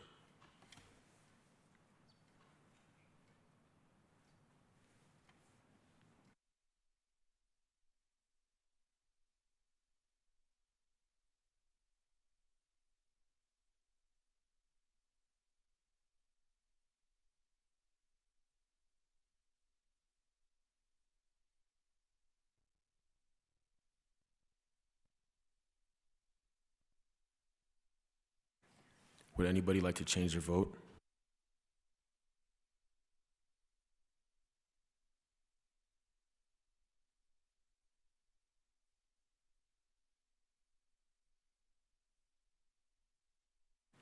Very well, the nays have it. This bill will be failed.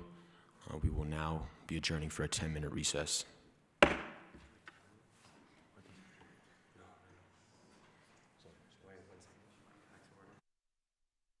Sorry, I will be convening this assembly back to order. We are going to recess until, or for lunch, and we will reconvene after we return. Okay, we will be adjourning this assembly for lunch and we will be reconvening when we return.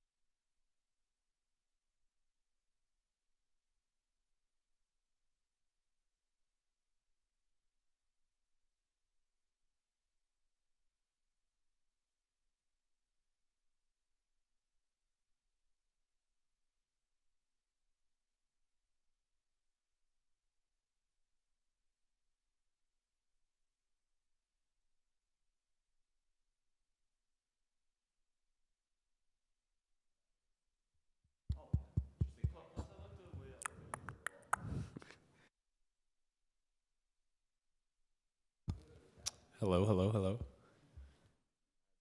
I would like to talk about the political instability of Roblox and how Grow a Garden has so many players and it's not politically stable for Roblox.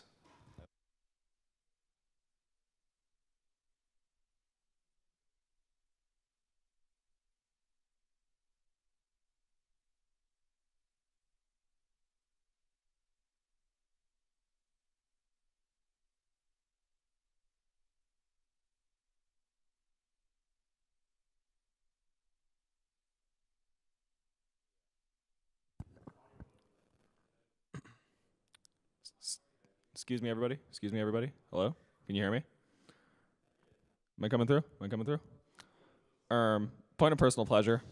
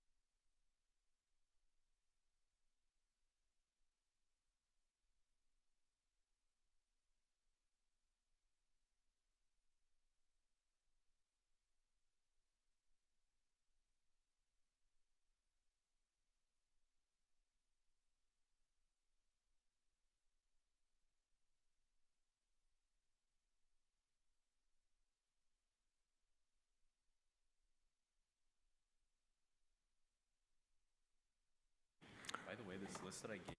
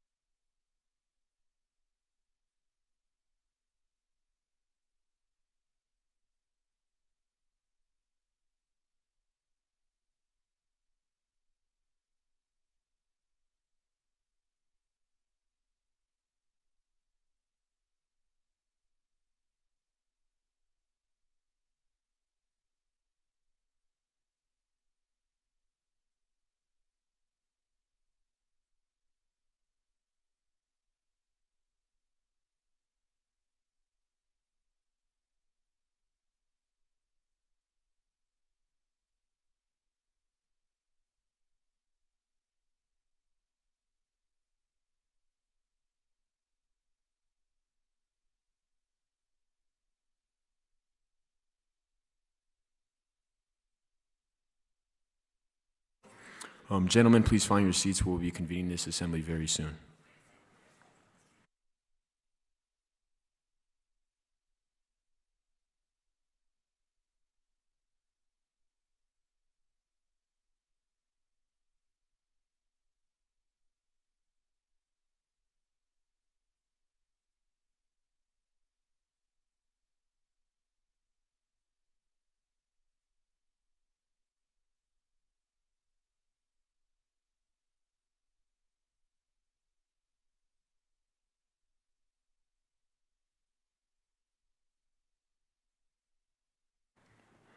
Okay, gentlemen, I will be convening this assembly. Before we get into bills and agendas, I just want to make sure that everybody knows how we will now be holding our discussions. Simply just raise your hand and I will call on you to speak. And then we will prioritize opposing viewpoints after an affirmative. So please be mindful of that, and if the person who spoke before you is affirming what you believe, please wait for an opposing belief, and then you feel free to raise your hand after that. Is that clear? Yes, sir. Okay, let's begin. Since we fixed certain issues with formatting, I highly suggest a motion to untable the bill AB 91, which relates to telehealth care centers in rural Nevada. Do we have a second? Second. Okay. All in favor of untabling this bill, please raise your hand and say, raise your hand and say aye.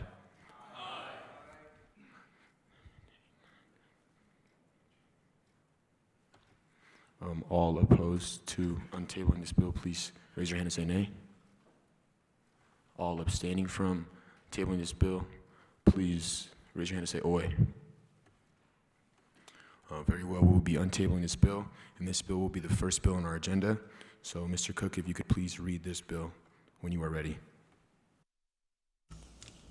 Assembly Bill 91, an act to expand telehealth care in rural southern Nevada counties through the creation of one-room telehealth centers across rural southern Nevada counties. The telehealth centers created are to be similar to the center within the William N. Pennington Life Center in Fallon, Nevada. The floor will now be open to motions and discussion.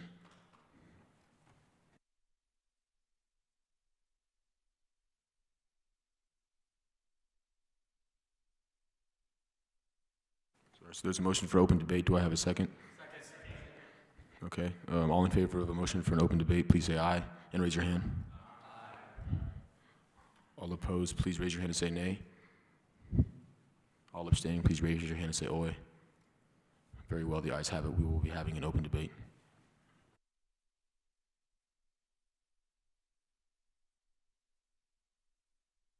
Cost of building the centers themselves, not just outfitting, but like creating the structures.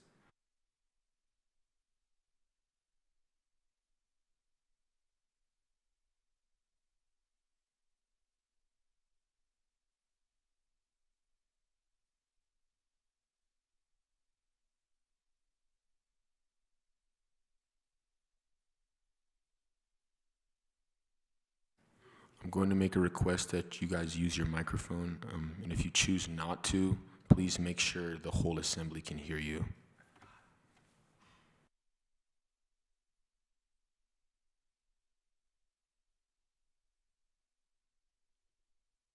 Thank you, Mr. Speaker.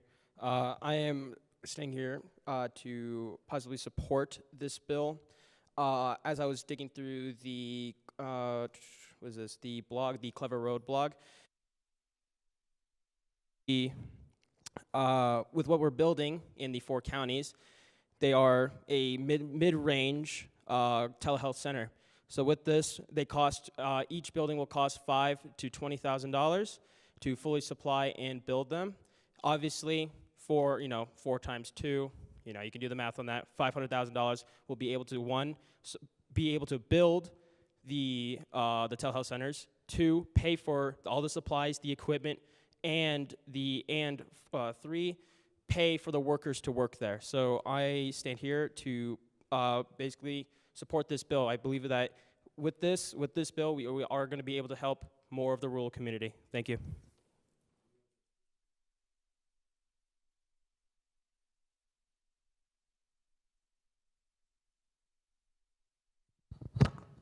Thank you, Mr. Speaker. I believe this bill isn't necessary because according to Medicare.gov, telehealth includes medical or health services that you get from your health care provider who's located somewhere else in the U.S. using audio and video communication technology, like through your phone or a computer. I believe that constructing new offices is unnecessary as the nurses could work at home and provide the communications online.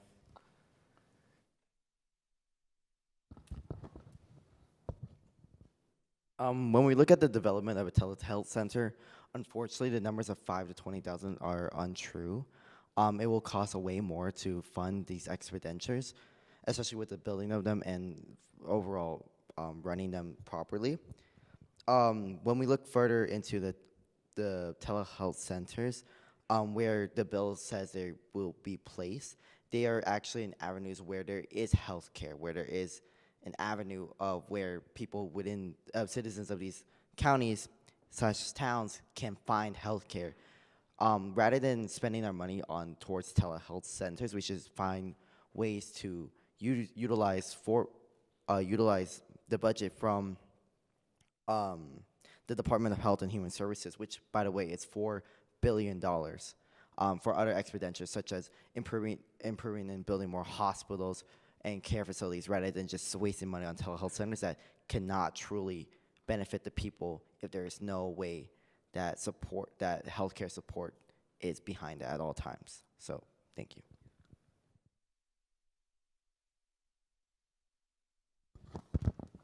I would like to ask for a point of information on where you're getting the exact number for your money, because I feel like we're all, mixed up on how much exactly a telehealth center will cost. So, Mr. Romero, I would like to ask for a point of information. Thank you. Okay, so this is a mere matter of comparison, rather seeing how telehealth centers work. They're rather just a physical avenue of virtual assistance. That's basically what a telehealth center is. It doesn't really dispose of medical devices. However, when we view how budgeting works, it's more of a matter of comparison, because we cannot rely on fellow assembly members' numbers. We have to rely on how we compare how we distribute money within the healthcare sectors. It takes a lot more money, a lot more regulations, because you have to bypass different regulations and you have to go through all these different approvals to get this funding. It's going to take more than $5,000 to do that. It's going to take more than $20,000 to do that. A simple building of a wall, it costs $5,000. Money is not allocated as easily as you may think, and there's a lot of hoops to jump through. So it's a more matter of implication of the matter. Thank you.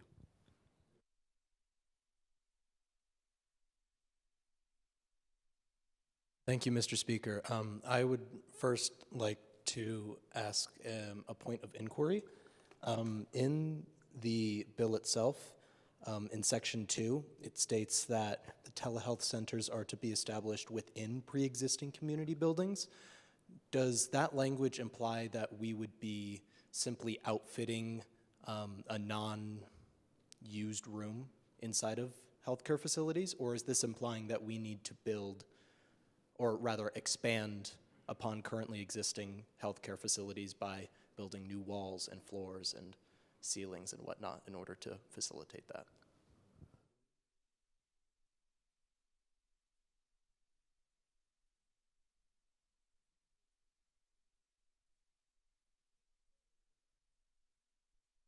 Whether or not we are either keeping the buildings as they are in terms of structure or we're expanding them, that's not specified, but I believe it just specifies that we're not going to just be buying raw land and building it from the ground up.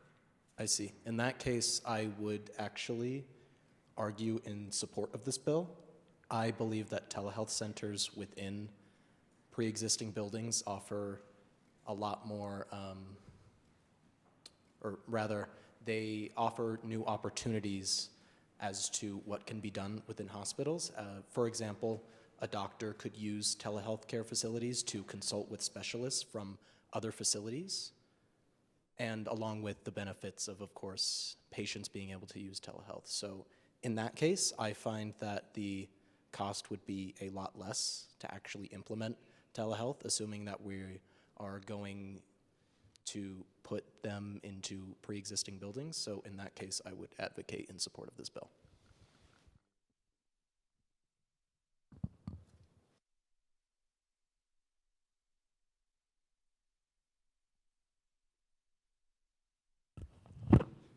So it is possibly an opposing view. Maybe I'm just not understanding the bill, but telehealth is something you could do from your house, isn't it?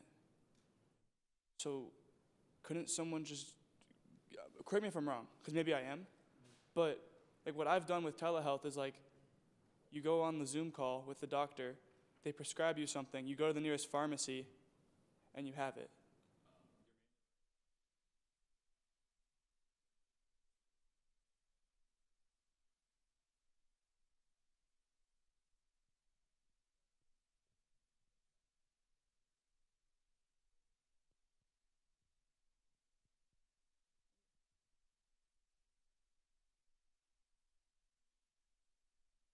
With the outline for this bill that was just described to me by the delegates in this room, I believe that $50,000 to $20,000 is nowhere near enough to outfit this facility, seeing as it's a community center where people go and play volleyball and babysit their kids. This isn't a center that's made to house patients. This isn't a center that's made to prescribe people. And not only outfitting equipment, but also wages alone for proper medical professionals, I feel would go way past $55,000 to $20,000. And on top of that, I wanted to clarify some of the points that were brought up by other speakers on how this is relevant when telehealth can be done from everywhere. There is the argument to be made for the affirmative that there is an issue with insurance at times, and creating more centers creates more opportunities. However, we don't have the funds allocated in this bill correctly to create those centers or those opportunities. For that reason, I'm in the opposition. I yield my time.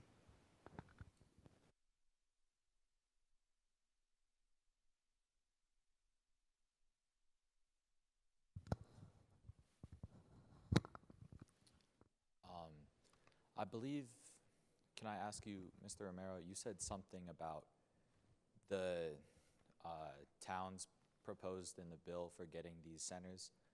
You said they already had like a hospital?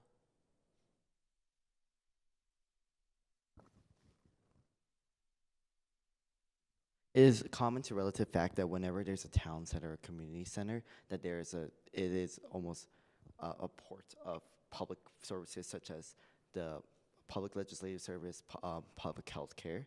While they might not be as of high quality as needed to be, that's the point of town center, that when you are going to a town center, you have the variety of resources that are available to you within the town, whatever is available. So that's why I'm saying that the telehealth centers are not truly benefiting anyone if there's no substance behind it. There needs to be an improvement behind the healthcare industries within these town centers to make sure that these telehealth centers can be implemented properly. So I'm not really arguing against telehealth centers. I'm arguing that the money should be allocated towards healthcare facilities more, so that in future reference, if we ever do develop telehealth centers, that they have the substance behind it to actually have a quality service to the people. I think the main goal in this bill was to provide these towns, because looking into them, 3 of the 4 proposed towns don't have a hospital. Only 1 of them, or 2, have a clinic. So clearly there is a need for healthcare in these towns. And I think these telehealth centers are relatively low cost compared to, establishing a clinic. And they will help with the healthcare of the general area. And seeing there's no hospitals, it helps you. And these telehealth centers, they're not just like something you can replace with like your phone, because in the bill it does state the equipment they'll be supplied with is like says like blood pressure monitoring equipment, scales. Obviously scales are easy to find. But some of this equipment is really stuff that you can only find in like a clinic or a telehealth center, which is made for this.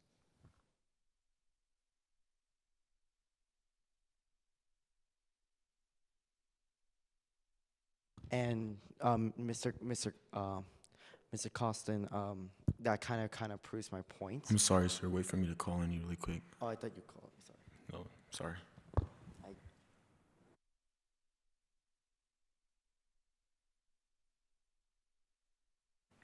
I think most of the assembly has made their view on this matter clear in terms of either costs or how the telehealth centers work with other hospitals. So I highly suggest a motion to previous questions, since we have spent 16 minutes debating this bill. Do I have a second? All in favor of motion to previous question, please raise your hand and say aye. All opposed to a motion of previous question, please raise your hand and say nay. All abstaining, please say aye. Very well, the ayes have it. We'll be moving to previous question.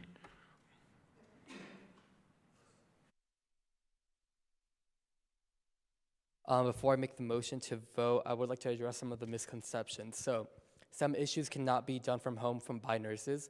The bill already stated that there will be real equipment allocated towards these telehealth centers. For example, like Mr. Costin stated, blood pressure systems. So, yeah. And then the $20,000 would be simply allocated towards equipment and also pay for employees. So, that being said, I would like to make a motion to vote on this bill. Thank you. All in favor of voting on this bill, please raise your hand and say aye. Aye. Please keep your hands up.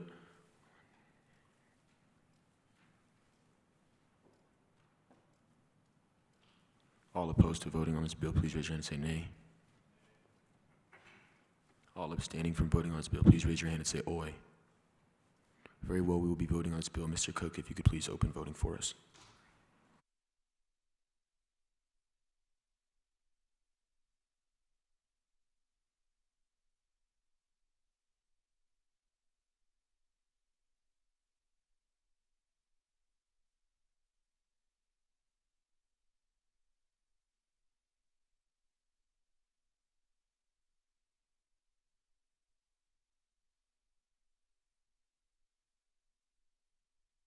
Would anyone like to change their vote?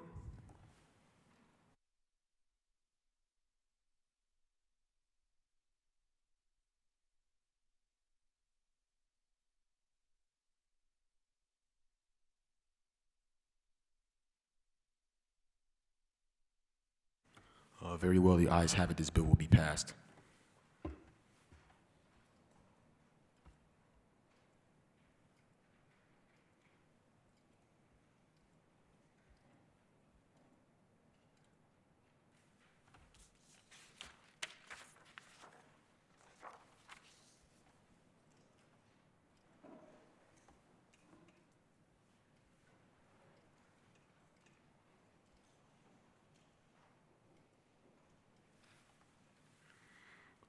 The next bill on the agenda we'll be going over is AB 167. Mr. Cook, if you could please read that for us when you are ready.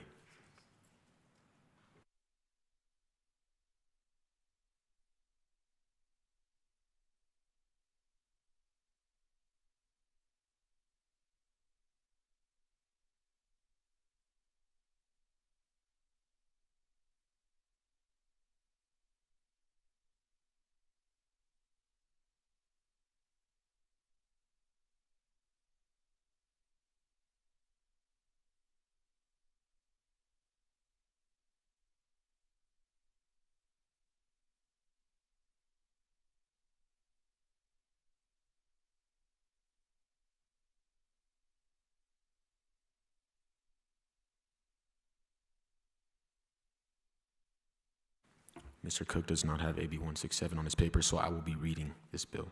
So it's an act to increase the waiting time periods for the sale of guns in order to reduce gun-based suicide rates in Nevada.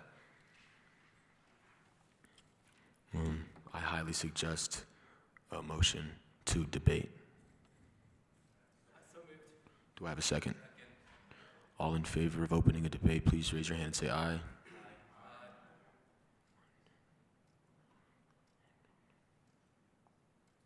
All opposed to opening a debate on this bill, please raise your hand and say nay. All abstaining from opening a debate on this bill, please raise your hand and say aye. Very well, we will be opening a debate on this bill.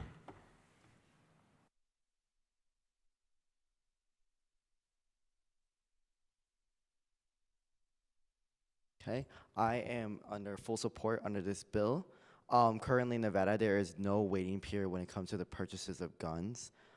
This can exacerbate the amount of gun violence that happens in our state. This can also exacerbate how background checks through the NICS go through.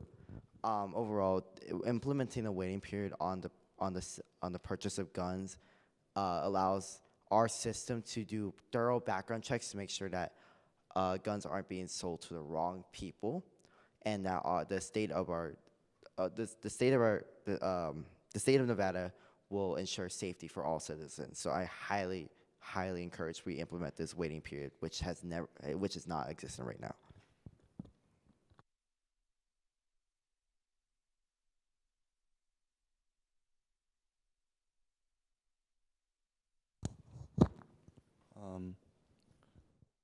So I believe that we have the right to the Second Amendment where we are allowed to bear arms.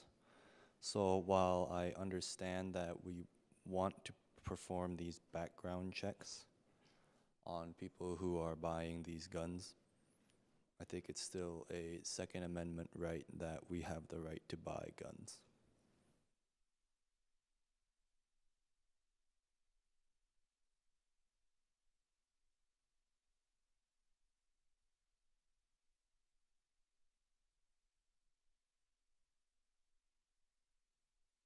This is an interesting point. I'd like to argue that this bill is not preventing someone from having a gun indefinitely. It's simply extending the waiting period until they can receive a gun, which can be beneficial, not only for preventing suicides, but preventing impulsive uses of firearms.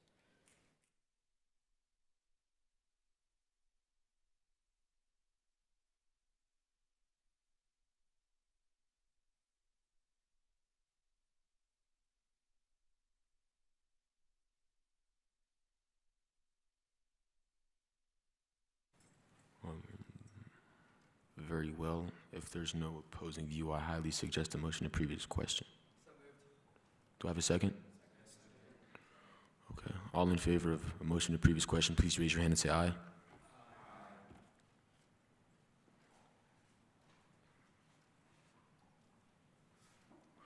All against a motion to previous question, please raise your hand and say nay. All abstaining from a motion to previous question, please raise your hand and say oi.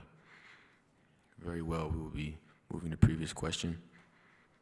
I highly suggest a motion to vote on the bill. Do I have a second? Very well, all in favor of voting on the bill, please raise your hand and say aye. All opposed to voting on the bill, please raise your hand and say nay. All abstaining from voting on the bill, please raise your hand and say oi. Very well, the ayes have it. We will be voting on the bill. Mr. Cook, if you could please open voting for us.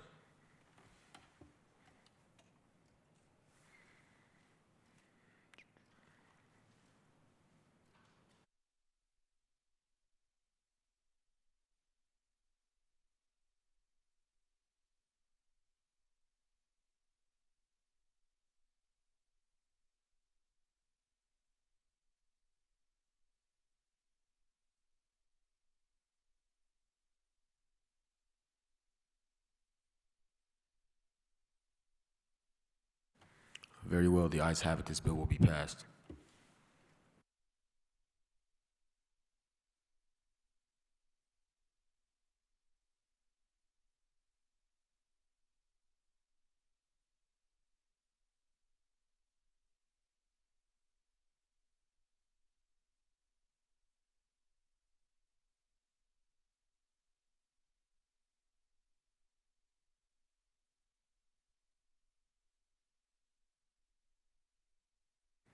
The next bill on the agenda we will be going over is SB 143. Mr. Cook, if you could please read that for us when you are ready. SB 143, an act expanding early college opportunities through dual credit classes.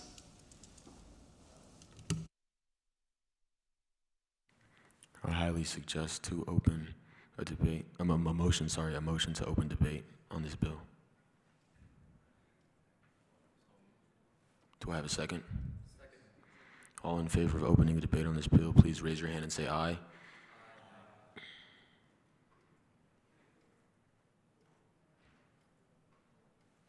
All opposed to opening a debate on this bill, please raise your hand and say nay. All abstaining from opening a debate on this bill, please raise your hand and say oi. Very well, the ayes have it. We will be opening a debate on this bill.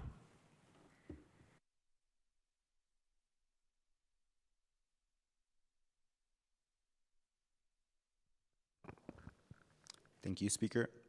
I personally would like to speak on this because I'm from a rural city. We don't have very much opportunities, whether that concerns AP classes, dual enrollments, and even with the dual enrollments, they usually have CSN credit, which is not the best credit because it's not acceptable from a lot of other colleges except from some from Utah, Nevada, and I think that's about it. As well as APs, I think we have a total of like maybe 8 APs. It's pretty bad. We don't get APs until junior year. I think if it's gotten a little bit better with 1 AP in sophomore year. So I would personally like to agree with this bill. Thank you.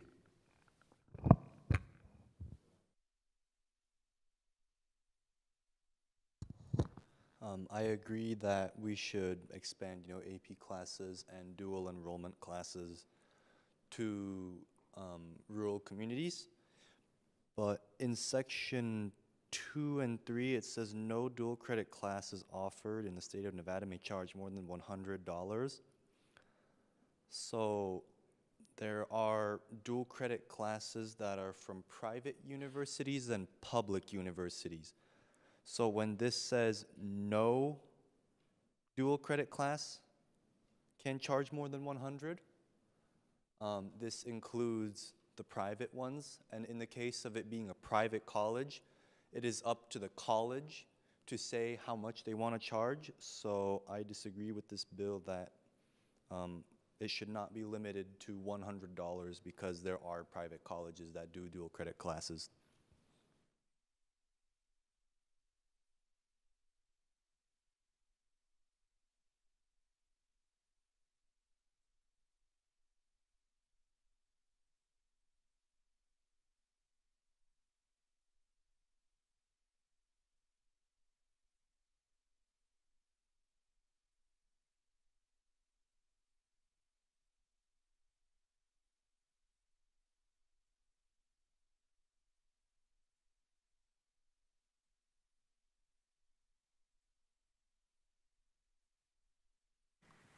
If there are no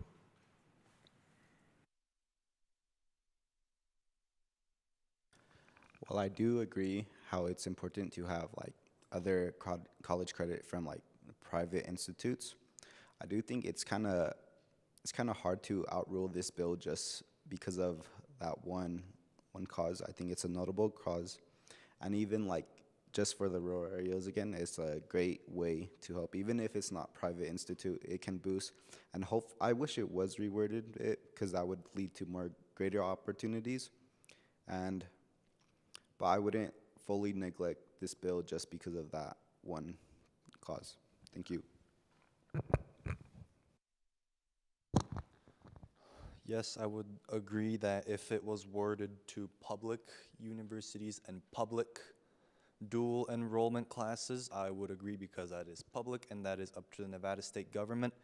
But in the case of AP exams and private dual enrollment classes, that is not up to the state. Those are private businesses, so it should be up to the businesses, and we can make recommendations, and we can make requests. And oftentimes these businesses do accept these requests, so this bill, if it was rewarded, I would support it, and I'm kind of sad that it's not because it's a noble cause, but just because of that,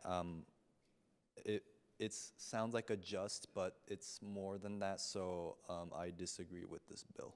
Thank you.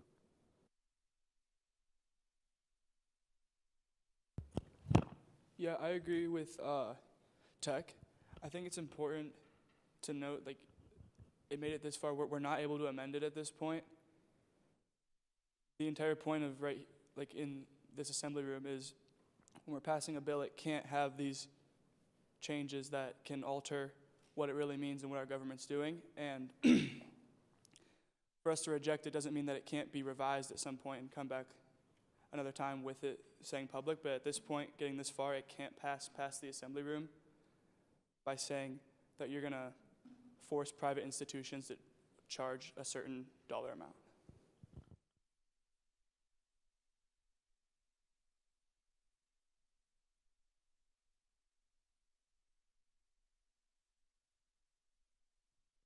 I do want to say that these aren't private institutions; these are state-run and public universities. If we look at specifically at the bill, it says the University of Nevada. This is referring to the public universities of Nevada that offers dual credit classes to high schools. It is a program that is in conjunction with the school districts of Nevada. We do have the jurisdiction to control this because it is a public university. We're not overstepping our boundaries. We are actually looking out for the students of our school districts in Nevada. That's why I support this bill, because it does. If we want to expand our access to post-secondary education, which actually helps regulate our economy and produce more jobs for the hospitality industry, for all the businesses and the corporations within Nevada, we need to have a stable post-secondary education for all. That's why the base foundation towards building a better economy is education. That's why dual credit classes are so important. So we have the power to give education to students, and we should absolutely take it. Thank you.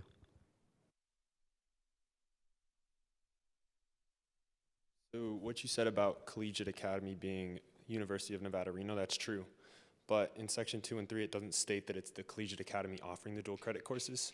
So it is saying that any dual credit class offered in the state of Nevada may not charge more than $100. It's not just UNR, it's literally any college offering dual enrollment. So the Collegiate Academy doesn't affect that part. It only affects section 4 and it just affects section 4.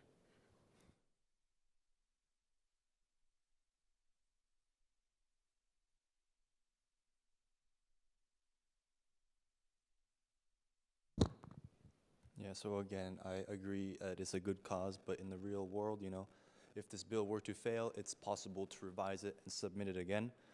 And so I move to start a vote. No?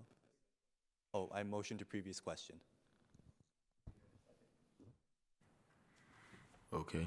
All in favor of a motion to previous question, please raise your hand and say aye.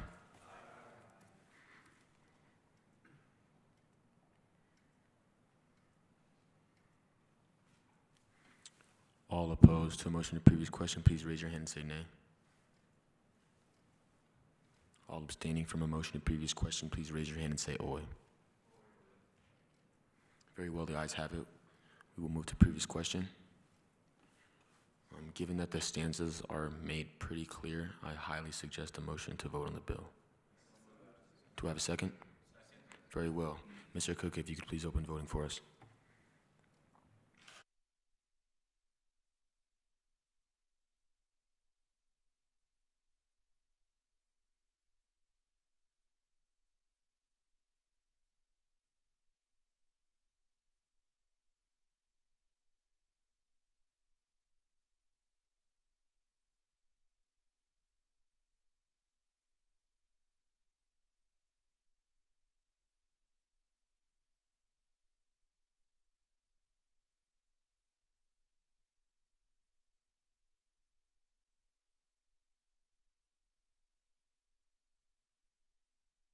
Would anybody like to change their vote?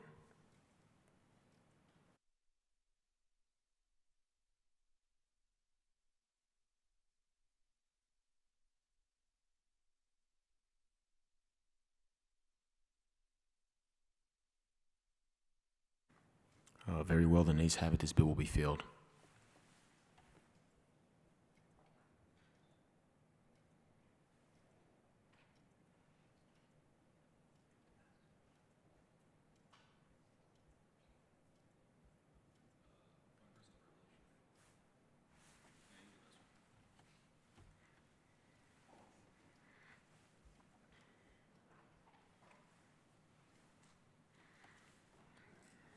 The next bill that we will be going over on the agenda is AB 107. Mr. Cook, if you could please read that for us when you are ready.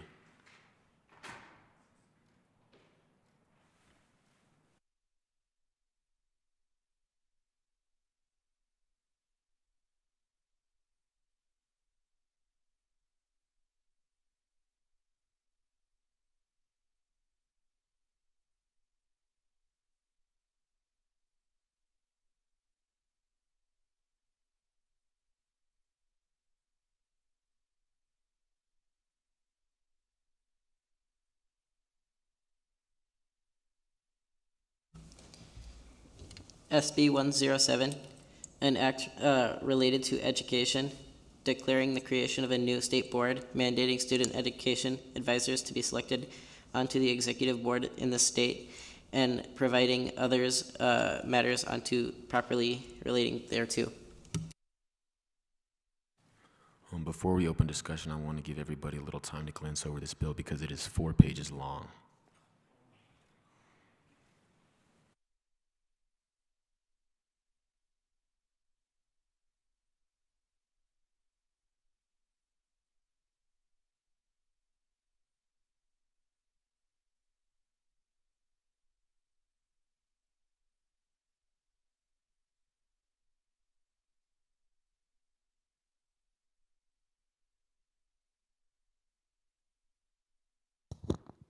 Thank you, Mr. Speaker. This bill, I just skimmed through it. It has a lot of sections, not regarding direct policy, but just like kind of summaries of problems and not direct orders and statements, or not statements, but actions that should be taken like a bill is supposed to be. So I remember somebody, one of the counselors, saying that we should not fail the bill because of that. But I just wanted to get everybody's, I guess, attention to that maybe.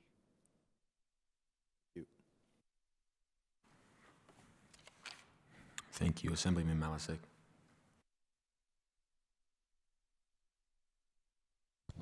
Point of inquiry, which sections are you referring to, just for clarification? So there is section 2.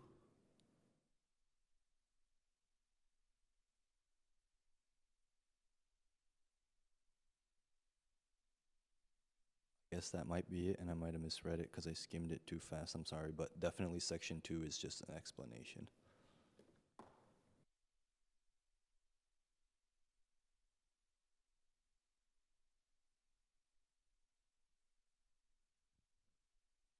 After looking over this bill, what I've seen aren't exactly non-actionable items. What I've noticed is it brings up topics that must be discussed. It brings up topics that are relevant to students, and it gives them an opportunity to discuss it in a way that is mandated so that it cannot be overlooked. This bill is being not excessive, but it is enforcing the actual point of the Student Advisory Board. We have implemented similar programs in previous years, and we have Nevada SAGE on the State Board of Education. We're working with the state. We also have our Clark County School District, and we're expanding programs like that to give students more voice in their education. I yield my time.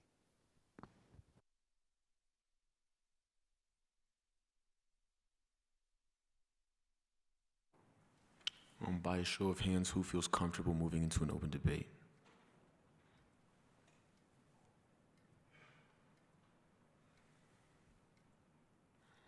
I'm going to give us a little bit more time before I open the floor.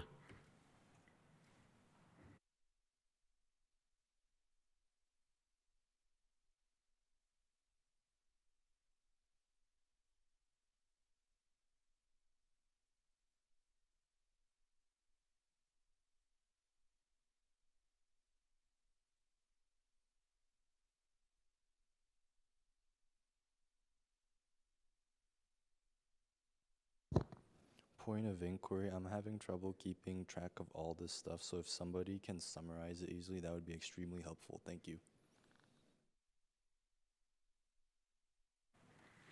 Does anybody volunteer to summarize this bill?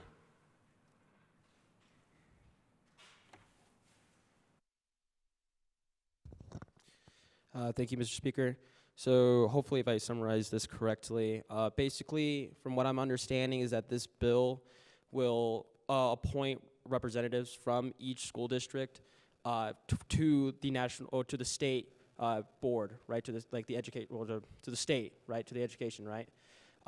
And I'm going to stand up here and say and advocate for this bill because one, now each rural county. I'm sorry, Mr. Halpin. Right now, we're just focused on the consensus and clarification. Okay. My apologies. So yes, this is just basically they're going to appoint a representative or representatives from each county to go to the state, and then they'll just represent their county. Thank you.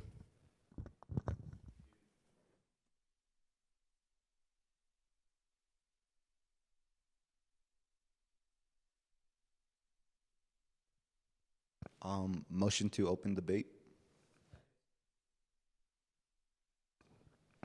All in favor of opening a debate, please raise your hand and say aye. All opposed to opening debate, please raise your hand and say nay. All abstaining from opening a debate, please raise your hand and say oi. Very well, we will open a debate.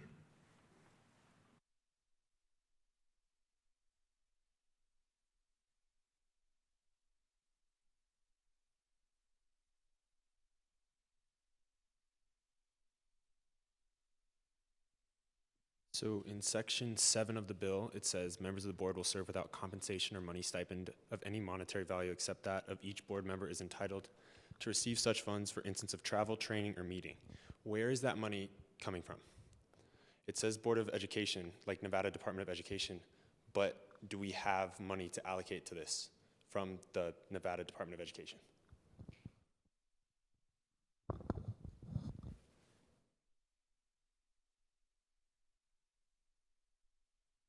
I think that this should be, respectfully, a cost-effective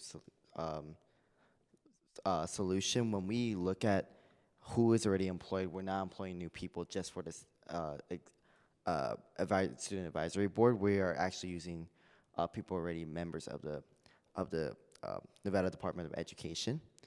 Overall, I'm for it, so it shouldn't be as cost-effective as well. It should be cost-effective. I'm overall advocating for this bill. We definitely do need more student representation within our own education systems to understand the content that we are learning and the content that works for the students. This method is seen in SOT school organizational teams where they employ one student to talk about the problems they see in the school and the problems they want fixed.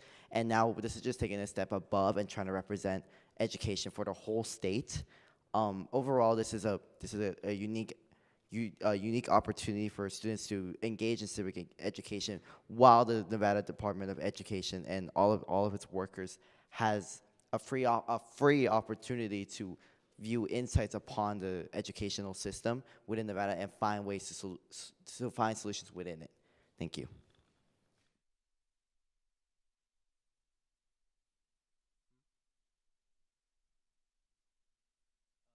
I was going to clarify what he asked about. Okay. I guess point of clarification for the gentleman who asked about where this money is coming from. In the line below, in section 7A, it states that the money would be coming from the general fund of or general budget rather, of the Nevada Department of Education. And again, just to reinforce, this is only for instances where the board member would need to travel or need to essentially get where they need to go in order to properly perform the duties to which they have been assigned. And it also seems like in general, this bill has a lot of support. So I would personally motion a previous question now and vote on it because I think a lot of us are in agreement that this is a good bill that should be passed. Very well. All in favor of motion to previous question, please raise your hand and say aye. Aye. All opposed to a motion to previous question, please raise your hand and say nay. All abstaining from a motion to previous question, raise your hand and say oi. Very well, we will move to previous question. Highly suggest a motion to vote on the bill. Do I have a second? Second. Very well. Mr. Cook, if you could please open voting for us.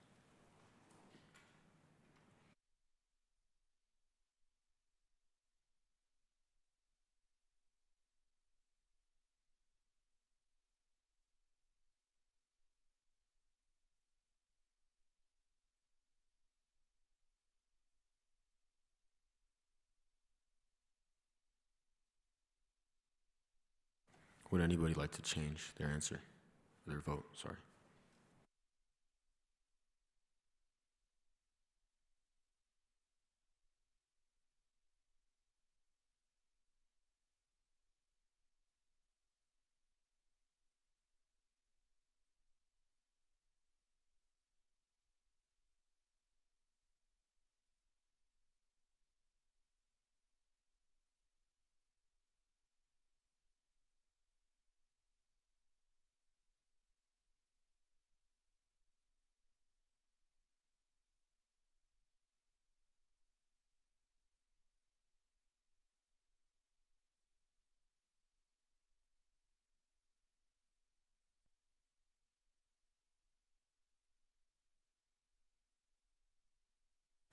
Very well. The ayes have it. This bill will be passed.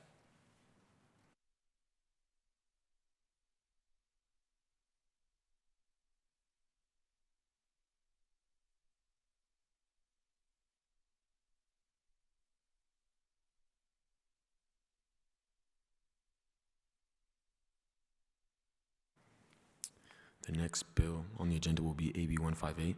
Mr. Cook, if you could please read that for us when you're ready.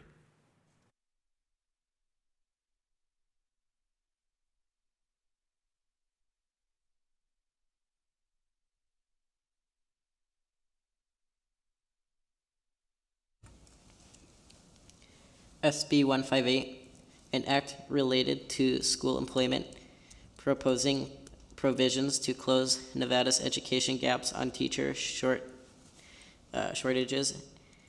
and vacancies, and providing other matters properly relating thereto.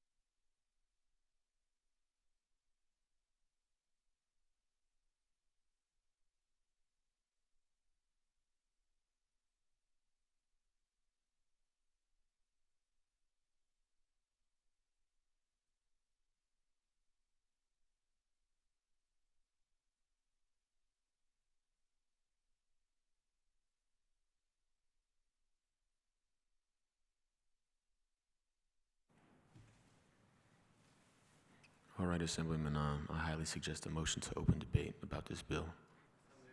Do I have a second? Very well. All in favor of opening debate about this bill, please raise your hand and say aye.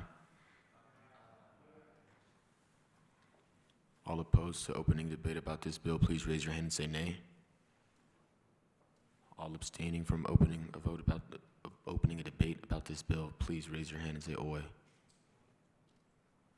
Very well, the ayes have it. We will be opening a debate about this bill.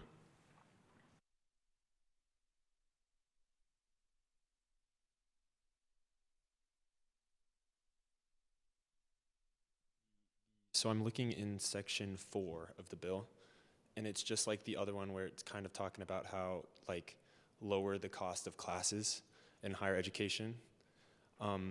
Again, some of them are private universities. I understand it says that job offerings and listings for becoming a licensed teacher in Nevada will be incentivized by lower cost teacher training classes and courses in higher education. Is that just in UNR and UNLV and like public universities, or is that also in private? Because then we can't enforce it.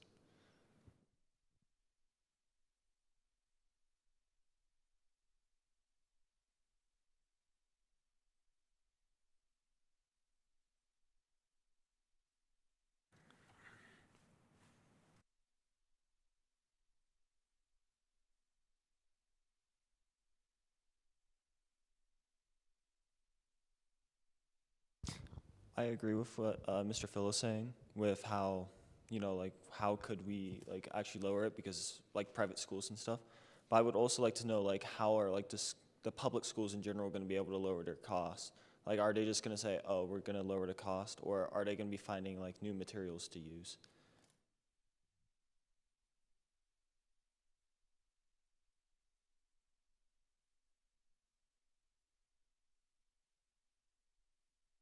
Thank you, Mr. Speaker. So when it says Nevada will be incentivized by lower cost teacher training classes, somebody said that this means that we are forcing universities to lower the cost of their classes, in which case I would also disagree with this bill, but this is vague. This is a very vague, very vague wording. And I feel like this could be interpreted in the way that the licensing, that the time required and the courses required will become less, and in that way, it will become cheaper. So we're not making the license cheaper by forcing colleges to make their class cost less. We're making the licensing cheaper by making them take less classes, which in turn makes becoming a teacher cheaper. Thank you.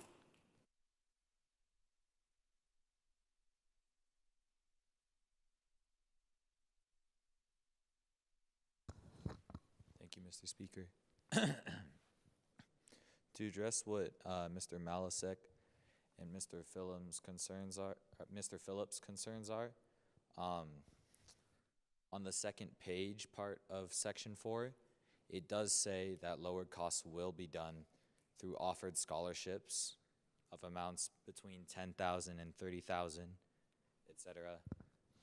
I believe this implies that, like Mr. Phillips proposed, that he said, I believe, the lowered costs will be created through imposing like reductions on private universities and schools.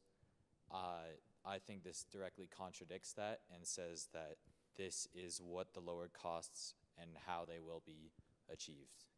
Thank you.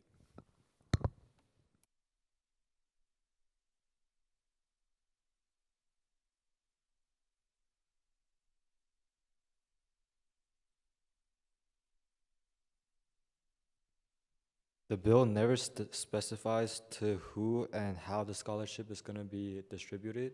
I believe this bill is way too vague to be passed.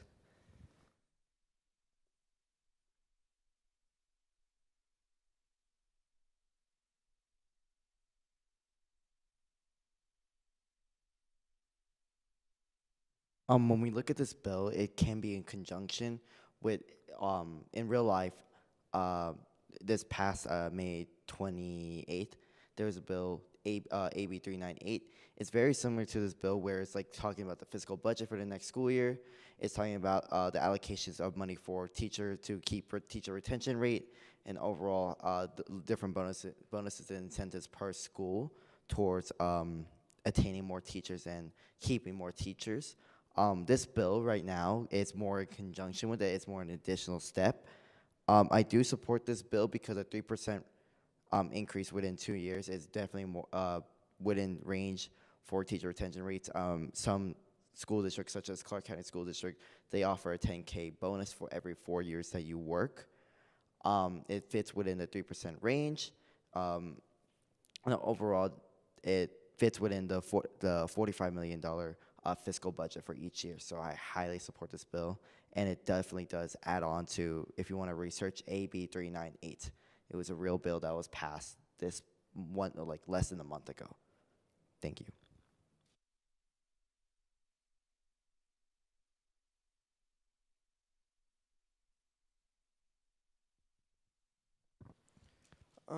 So in section 5, it states that teacher contracts will be amended to have a 3% pay raise after 2 years and a 6% pay raise after another 4 years. But going along with the private school things, private schools are funded by themselves, not by the government. So how would they force private schools to give raises to their teachers? That's all.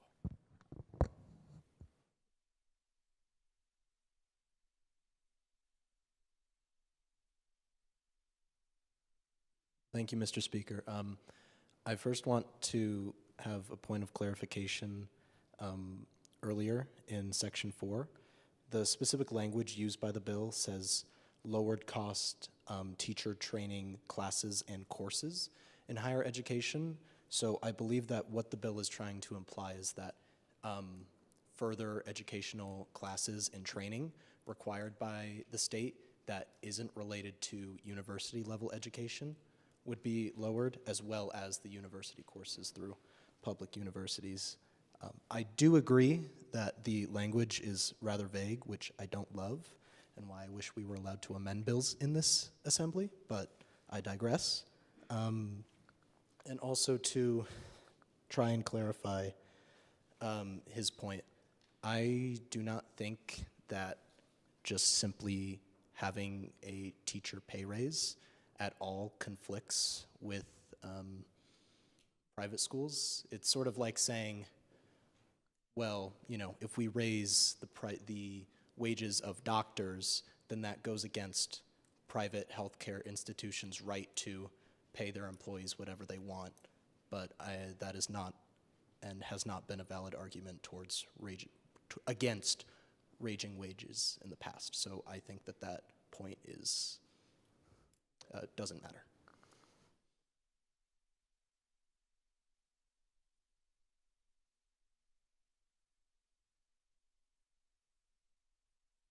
Right, so again, I'm going back to the money and the cost of this.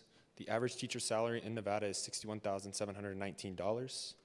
If you raise that by 3%, you'll be at if you raise that by 3%, that's about $1,851 per teacher. Then in the next 4 years, you're going to raise that by 6%, which is going to be another $3,814 per teacher.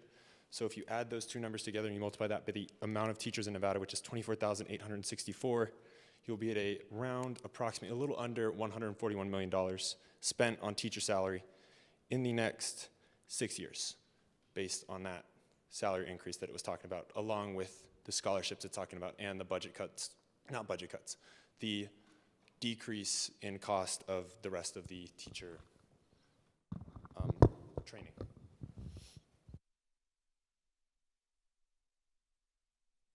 Okay, just to address that, so the Nevada Department of Education has allocated $162 million for the 2025 to 2027 school year funding. So for you to state that, I do think our teachers deserve that amount of money. I mean, it's really not, that bad. I mean, it's $162 million.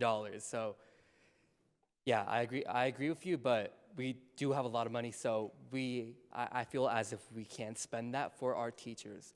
Thank you.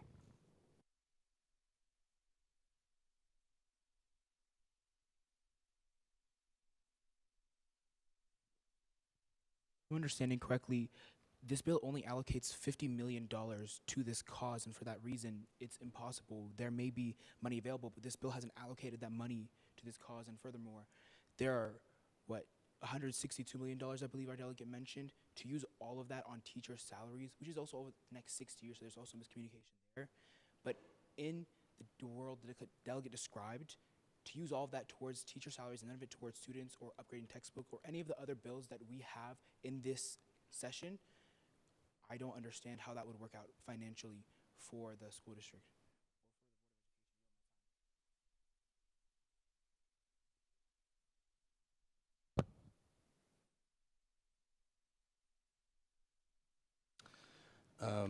First of all, I want to clarify, the language in Section 4 states that the $50 million is inclusive to Section 4, which is simply about the $10,000 to $30,000 grants that would be given. So that is a non-issue.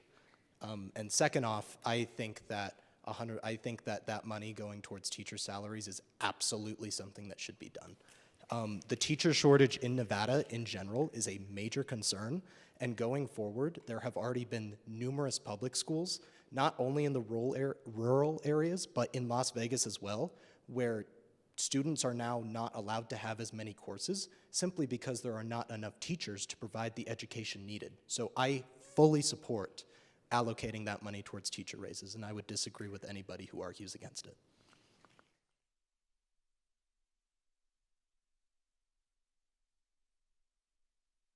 So I completely agree that teachers need a raise, right? Teachers are important. They literally educate the next generation. The problem that I'm seeing is not that teachers don't deserve a raise. The fact is that if we're incentivizing more teachers to become part of the workforce as teachers, this is the calculations I made of 141 million are the current teachers getting that 3% and 6% pay increase, not the new teachers' salaries adding up over 6 years. So 141 is just the pay increase to the current teachers. And if we're incentivizing more teachers to become part of the teacher workforce, it is going to be exponentially bigger than $141 million. And as you said, there's only 162. So as much as I would love to up teacher salaries because I do believe they need to be paid more, because I hate when I'm having a sub in a full year class and they don't know what they're doing, I don't see where we're getting the money from.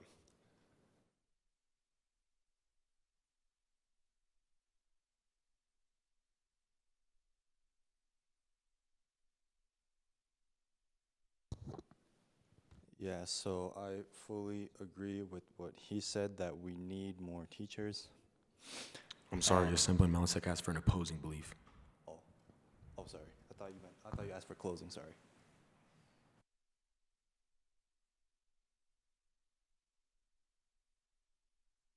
All right, point of inquiry. I feel like there's been a misunderstanding here. Could Assemblyman Gavello please explain if the $162 million is annually per fiscal year, or if it is just within our budget in general?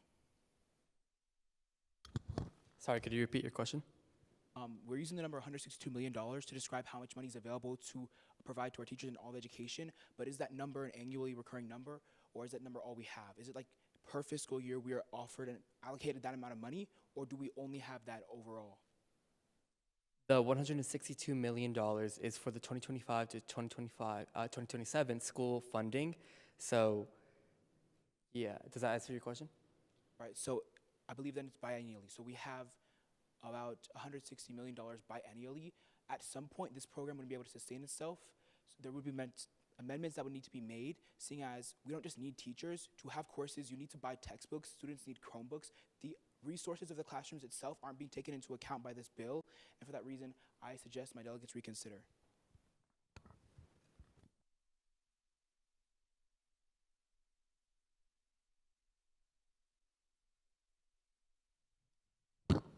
I'm opposed to that simply just because I want to comment that in 2023, $2.6 billion were specifically allocated for educational funding. The money is there.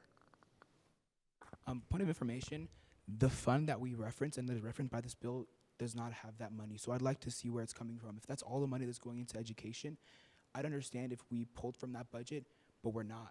The number that we've been passing around is $162 million, so I don't understand how we are pulling the money. This bill isn't formatted correctly or worded to pull from the necessary pools of money, which is why we'd run out of money where it needs to be.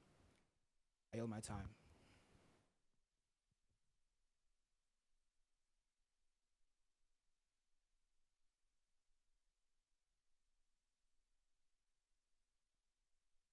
Okay, so when we are analyzing this bill, we are analyzing the fact that we are, from what it says in section 3, we are actually, what's it called? We are getting $50 million annually from what it appears, because the Nevada Department of Education, its K-12 education budget is for the fiscal year. So whatever is like 2025 to 2026, from 2026 to 2027. That's an additional $50 million per year. When we look at the numbers of Mr. Phillips, we look at how it's over 175 million, but we also have to analyze that it's over the course of these years, that all this money can be allocated to be saved towards teacher spending and funding. Additionally, in Section 5, it says current teacher contracts. It says amended to, but that doesn't mean that the pay raise will be given to the teachers that are already teaching. Rather, it's for new and additional teacher contracts, teacher contracts, by the way, which first-year teachers average around $54,000 for their starting salary. So it will it will increase teacher retention rate by increasing teacher salary, but also it is well within our own means to actually pass this bill because we have the money for it, and it is what our state of education needs right now. Thank you.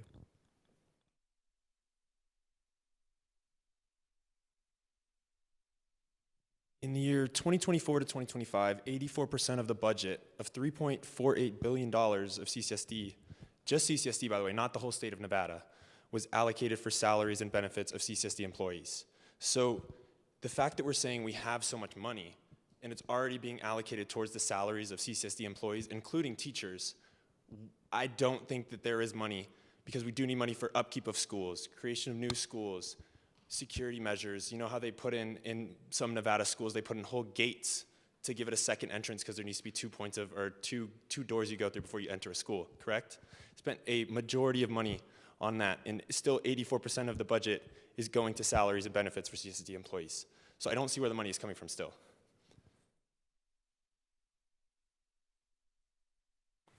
I believe that the stances regarding this bill have been made clear, so I highly suggest a motion to previous question. Very well. All in favor of a motion to previous question, please raise your hand and say aye. All opposed to a motion to previous question, please raise your hand and say nay. All abstaining from a motion to previous question, please raise your hand and say oi. Very well, motion to previous question. I highly suggest a motion to vote on the bill. Very well. Mr. Cook, if you could please open voting for us.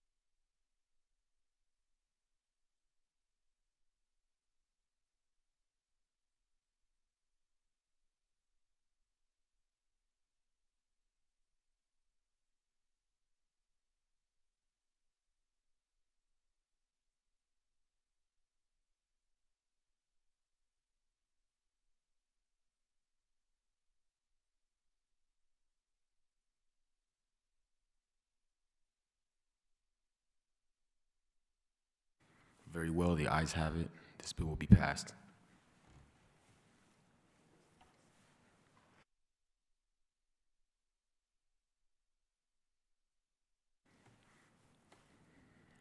The next bill we'll be going over on the agenda is AB 92. We went over this bill previously. We saw the body of the bill, just for information, but the title was wrong, so we had to fix it. But just to answer some possible questions about whether or not we've already done this bill, we have seen the body of this bill before. Mr. Cook, if you could please read this bill when you're ready.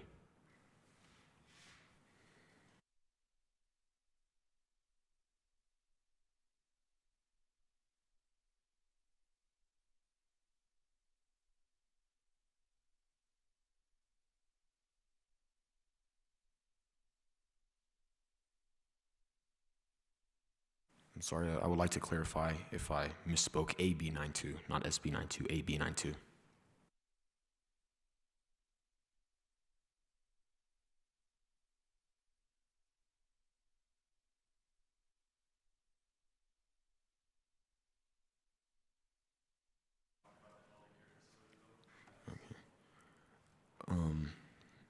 Okay, well, I'll have Mr. Cook read the title of the bill, and if everybody has the same bill, we could discuss title later, but I just want to make sure that that's the same for every single person who's pulled up AB 92 or SB 92. Mr. Cook, when you are ready, please. SB 92, an act creates the Nevada Intergenerational Care Facility grant program, which will offer funding to elder care facilities that agree to integrate child care services.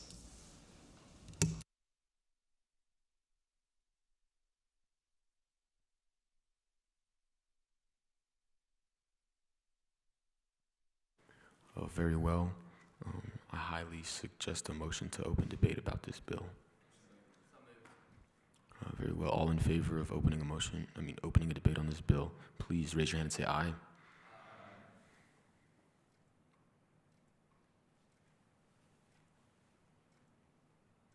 All opposed to a motion opening debate on this bill, please raise your hand and say nay. All abstaining from a motion to open debate on this bill, please raise your hand and say oi. Very well, we will open debate on this bill.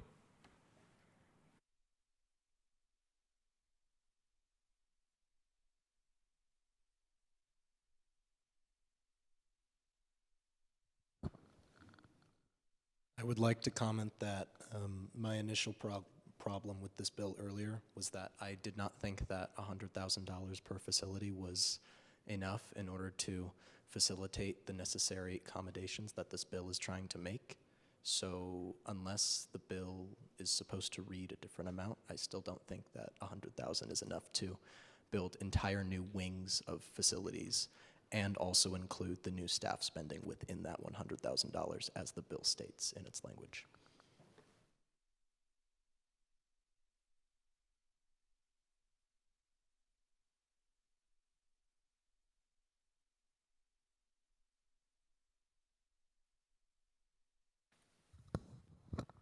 Thank you, Mr. Speaker.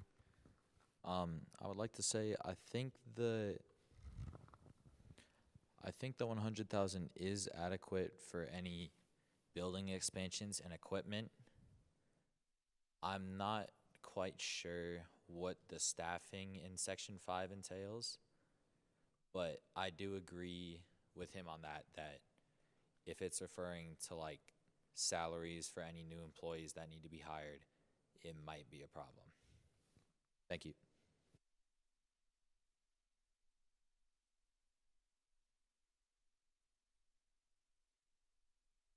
So if we were starting startup with like starting the ground of an elder care facility, I don't believe 100,000 per facility would be enough. But it says that we're funding the expansion to accommodate child care facilities for like the facilities for elder care. So I do believe that 100,000 would be enough to incorporate the few new members we would need salary-wise and new accommodations we would need to make for elder care facilities to, as it says in here, in order to fund their expansion to accommodate child care facilities. So I do think that the total of $2.5 million and the 100,000 cap per facility would work in this situation. I'd like to reinforce what Assemblyman Phillips just said, because we're not reinventing the wheel and we're not sort of building it from the ground up. We are sort of adding and expanding on what already exists and somewhat works. So I think in that case, 100,000 would be enough for the idea to expand and sort of innovate that system.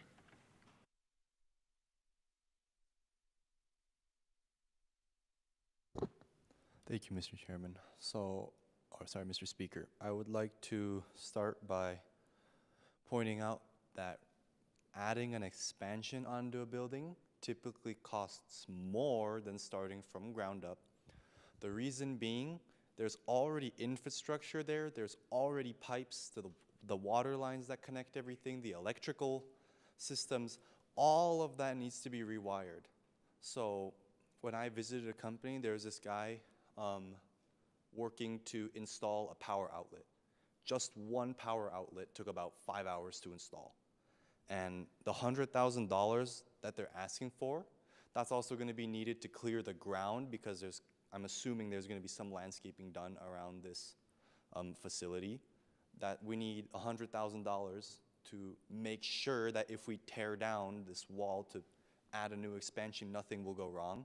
And adding to that, in Section 5, to somebody from that side of the room, it does say that the funding necessary will be used on building expansions, equipment, and staffing. And if there are even 2 or 3 staff members, very likely that their salaries together will exceed like $80,000. So just on that alone, I think 100,000 is nowhere near enough to accommodate for this. I yield my time. Thank you. So to rebuttal your claim there, I agree what you're saying, that they could wholly and welly total above $80,000. But to your point, expansion of an elder care facility to make it multi-generational, correct? Can we all agree that's what that bill is trying to do? So there are already places in effect, and I don't think there's going to be any major building expansions that we need to make it accommodable for children. If it was the other way around, I could see some problems, but since we're accommodating children, and everything in that elderly facility should already be wheelchair accessible and disability accessible, I don't think that there's anything crazy that we would need to do. And along with salaries, like, there are already people there caring for the elderly. I don't think that we would need to add any more people on payroll. I think that's more just a just in case somebody does need to come in. And even then, if it's one person, it's only maybe, like you were trying to state, with 2 salaries equal 80,000, about $40,000, which is only 40% of the budget per facility.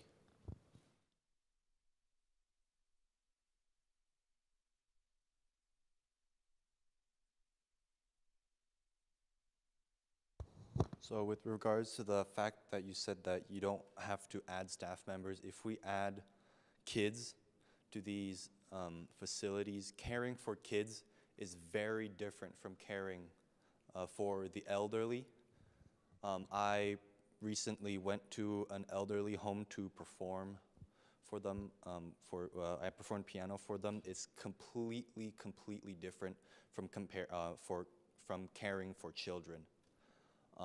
So we will need two different types of staff, and depending on the number of kids that go into this facility, it's basically impossible to say that you can't add anything because that space is already all getting taken up by the elderly. So it's basically guaranteed that you will need to expand on the building. Really quickly, I would like to rebut what you said earlier, Assemblyman Malasek, about somehow sort of renovating or adding components to a building can be more expensive than building the facility itself. I think that that idea makes no logical sense, that somehow renovating a healthcare facility is more expensive than buying the raw land and then building the healthcare facility from the ground up. I disagree with that. And in addition, the bill says necessary building expansions, equipment, and staffing necessary. So that doesn't always mean that it's going to need building equipment and staffing. So maybe if the facility needs staffing, it'll have necessary funds for that. But your argument is based off the premise that it needs equipment, expansion, and staffing. So I'll rebut you there.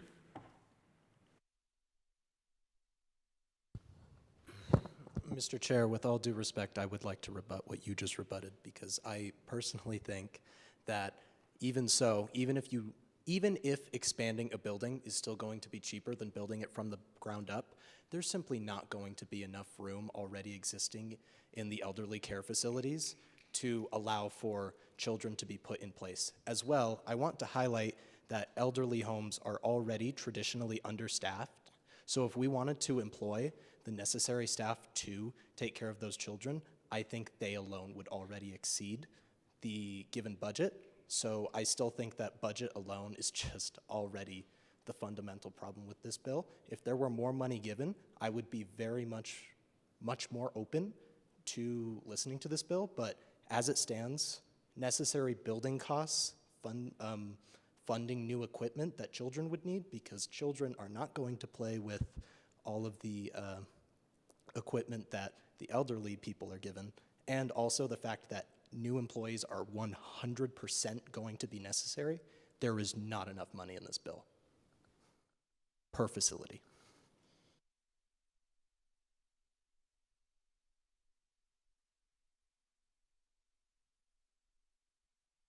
So I agree with the fact that expanding up may not be the best option, but most of the elderly care facilities are already so small that there should be at least a little bit of room, if not expanding up, even outward a wing or a little bit, a room or something. But for your staff problem, for your salaries for the staff that we would have to add, because elderly facilities are normally understaffed, we could consider hiring session-based workers as like nannies of some sort. So the elderly care facility would cover maybe like meals and stuff, and then like playtime or going to the park for like a field trip or something could be a session-based hire. So I motion to vote on this bill.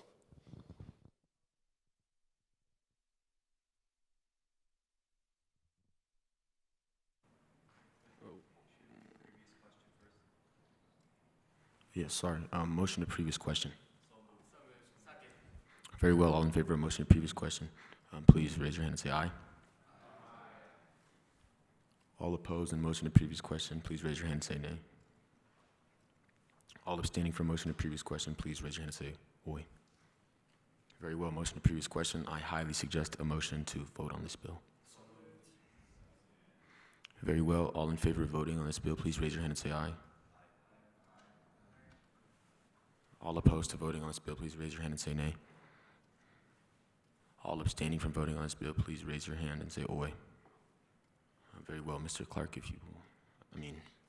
Mr. Cook, if you will open voting for us. I'm sorry.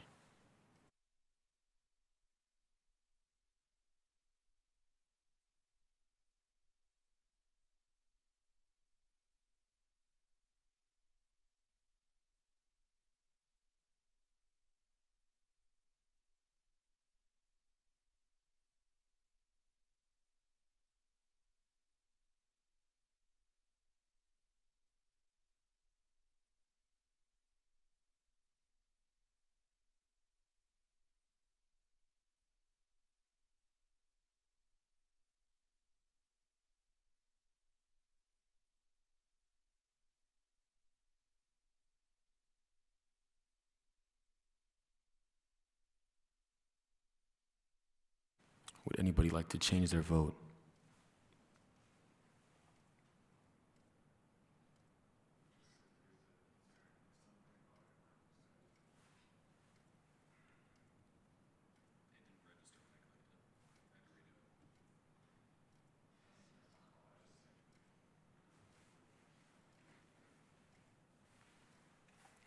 Just one more time, would anybody like to change their vote?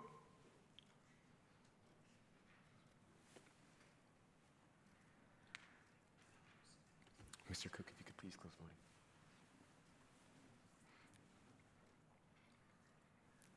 Very well, sorry. Very well, the ayes have it. This bill will be passed.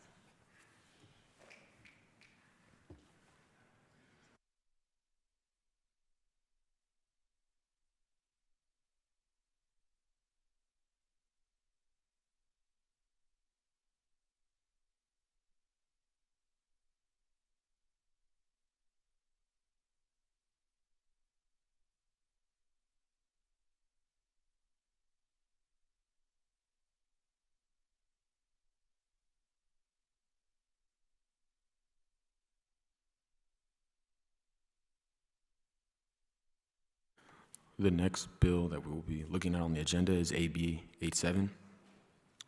If you guys could pull that up, and Mr. Cook, if you could read that, please, when you were ready.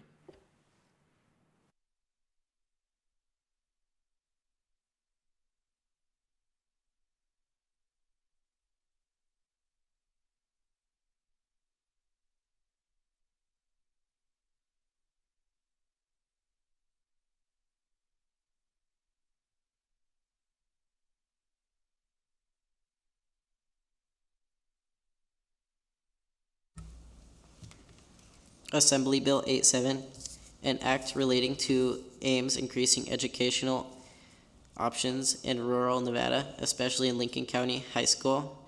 It provides funds for infrastructure and career and technical education to ensure that rural kids have equal access to high quality learning environments.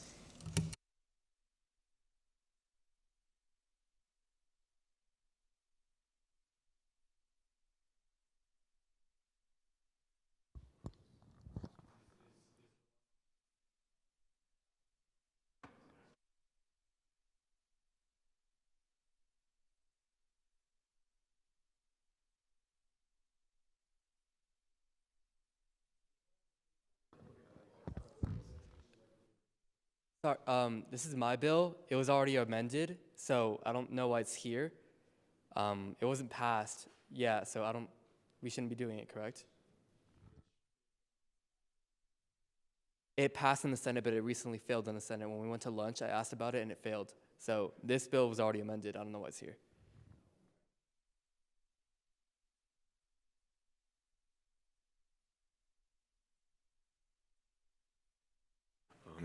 All in favor of tabling this bill, please raise your hand and say aye. Aye. All opposed to tabling this bill, please raise your hand and say nay. All abstaining from tabling this bill, please raise your hand and say away. Very well, we will table this bill.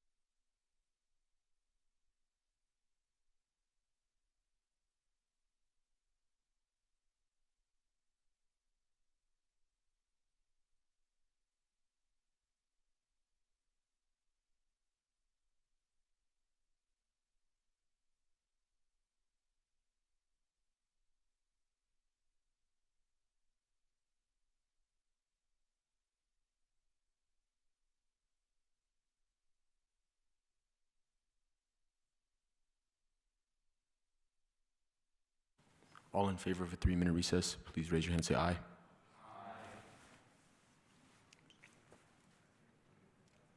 So I'll repeat that. All in favor of a 3-minute recess, please raise your hand and say aye. All opposed to a 3-minute recess, please raise your hand and say nay. All abstaining from a 3-minute recess, please raise your hand and say oi. Very well, we will be adjourned for 3 minutes.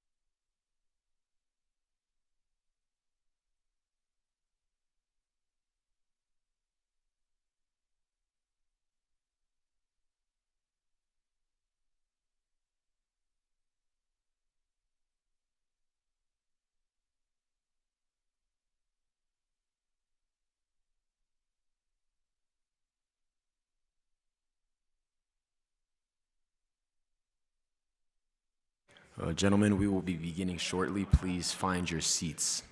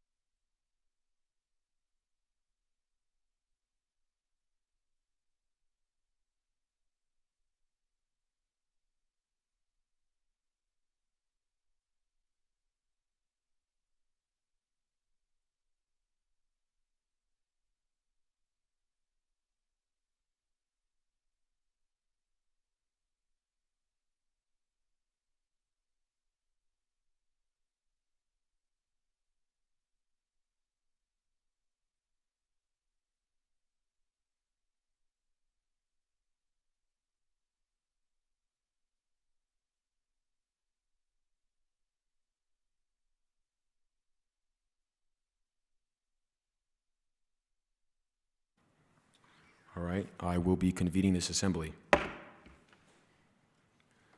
So the bill that we are going to be looking at on the agenda is AB 121.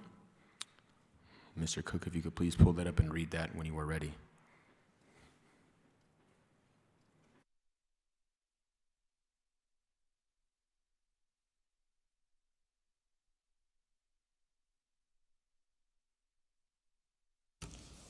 Assembly Bill 121, an act requiring an inspection on any business raising, breeding, and/or selling animals to ensure the safe care of animals.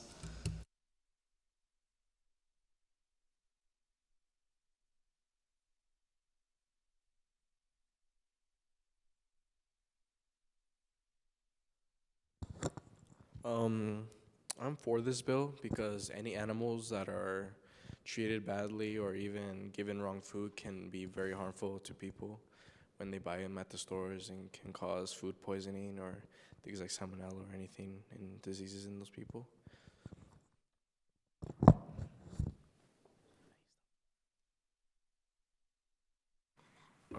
Thank you. Sorry, I would suggest a motion to open debate about this bill. Very well. All in favor of a motion to open debate about this bill, please raise your hand and say aye. All opposed to a motion to debate about this bill, please raise your hand and say nay. All abstaining, please raise your hand and say oi. Very, very well. The floor is now open for a debate.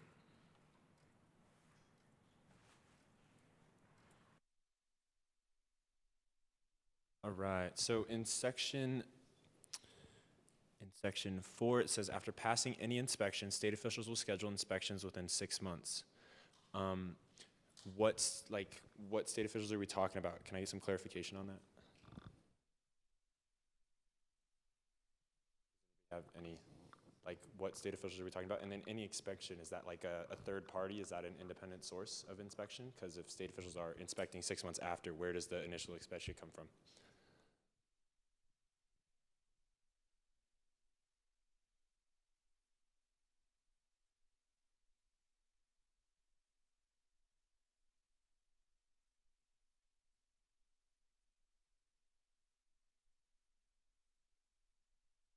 And all businesses dealing in raising, breeding, and/or selling of animals, what if there's a bug enthusiast that loves breeding cicadas or something? As stupid as that sounds, that falls under that business, correct? So if he does theoretically start selling those cicadas, would it be the state's job to come out and inspect his business? And if so, who's paying for that?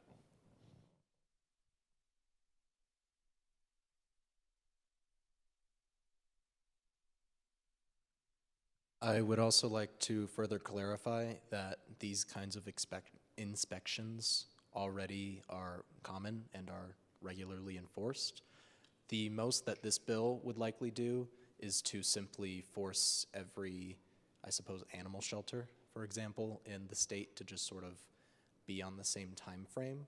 But at the same time, I'm not really sure how necessary that is, since most counties already decide on their own how often they want these inspections to be. So I don't at this moment see an argument for this bill passing, but I'm open to hear what others have to say.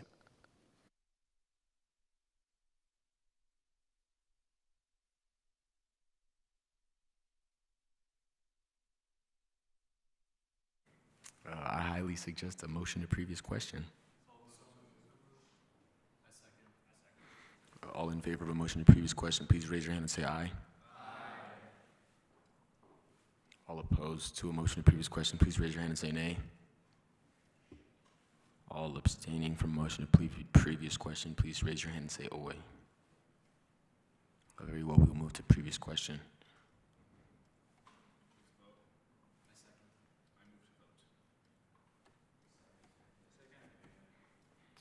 Very well, Mr.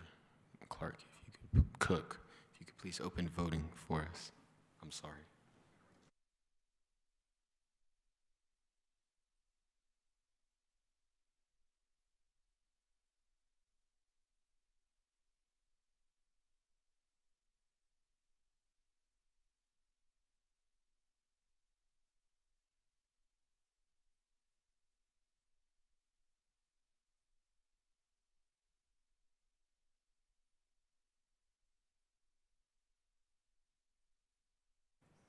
Would anybody like to change their vote?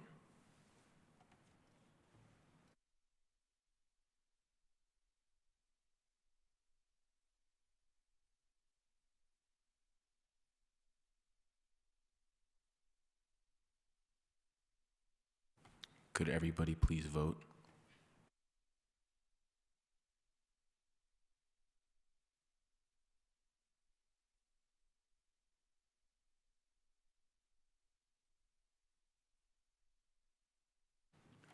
Very well, the nays have it. This bill will be failed.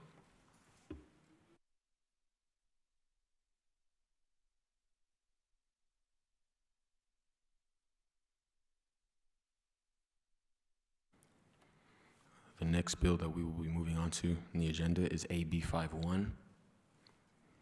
Mr. Cook, if you could please read that when you are ready.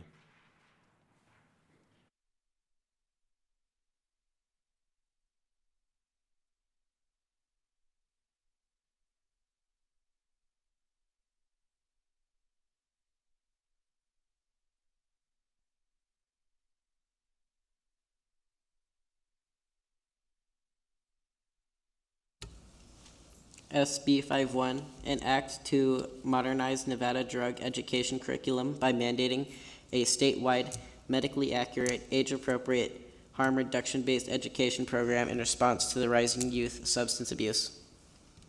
I'm sorry, Mr. Cook, I said AB 51. You don't have that in the paper? Very well, I will read AB 51. An act simplifying the acquisition process of a gaming license from the state of Nevada. Feel free to raise your hand or speak if you have trouble pulling that bill up.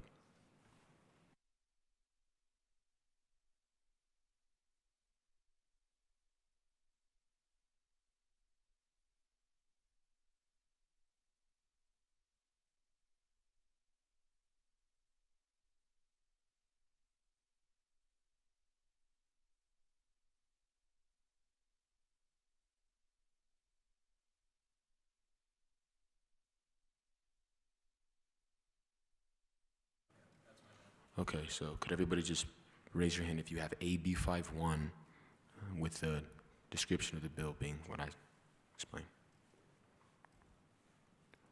Okay, very well. Then I suggest a motion to open debate about this bill. Very well. All in favor of opening a debate about this bill, please raise your hand and say aye. All opposed to opening debate about this bill, please raise your hand and say nay. All abstaining from opening debate about this bill, please raise your hand and say oi. Very well. The ayes have it. We will be opening a debate about this bill.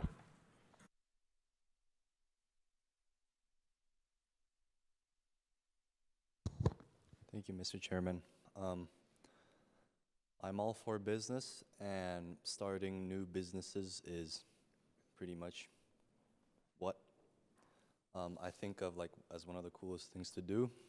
And by making it easier, we can make it easier for small businesses to start up, and this will in turn lead to the more opportunities for this person who wants to start this little business. Thank you.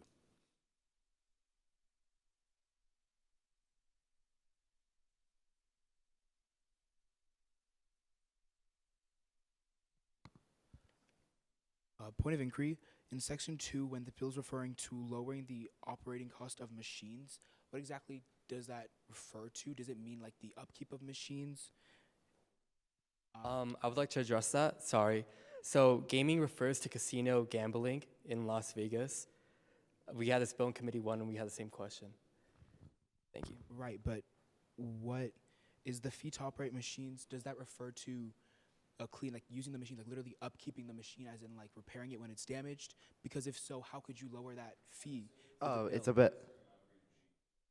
about the license behind machines. So the original fee for the license is $500, and then the application fee is $150, and then per slot machine is $20. I think per 6 to 15 is $60, and that makes sense. But the original price of the license is $500, and I'm assuming that's what this is referring to. Price is usually paid to which body? Our government, if any? Oh, girl.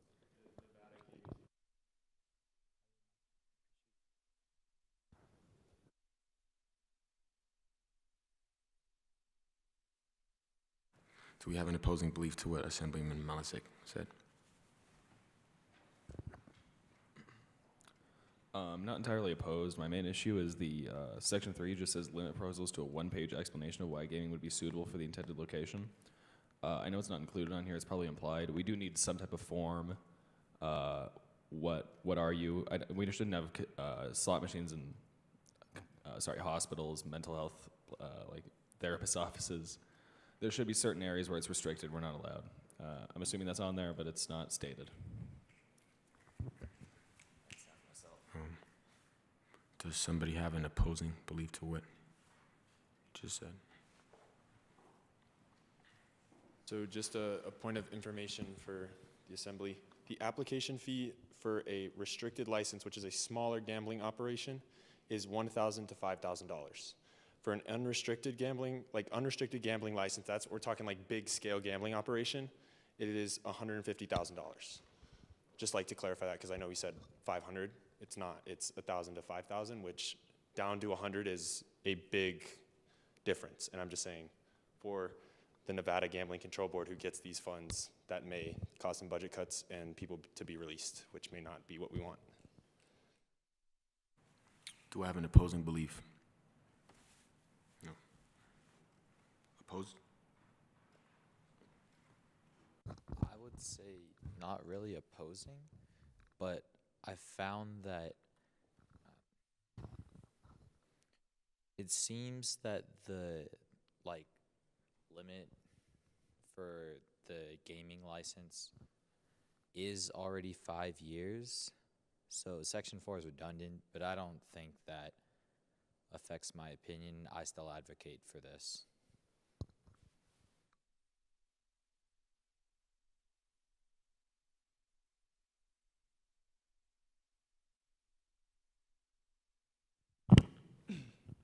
I'm all for increasing revenue for businesses, and obviously, obviously gaming's a great way to do that. But at the end of the day, I think it goes back to the same one we failed earlier.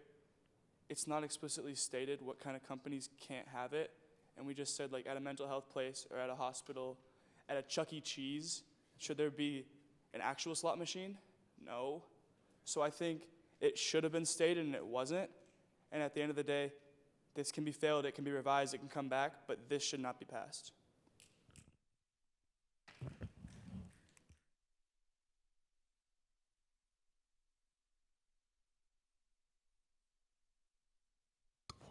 Point of information, a small legal gambling operation is typically a bar with up to 15 slot machines. So anything bigger than that is going to be a you need an unrestricted license, which is 150,000. So since I've said that, I motion that we vote on this bill.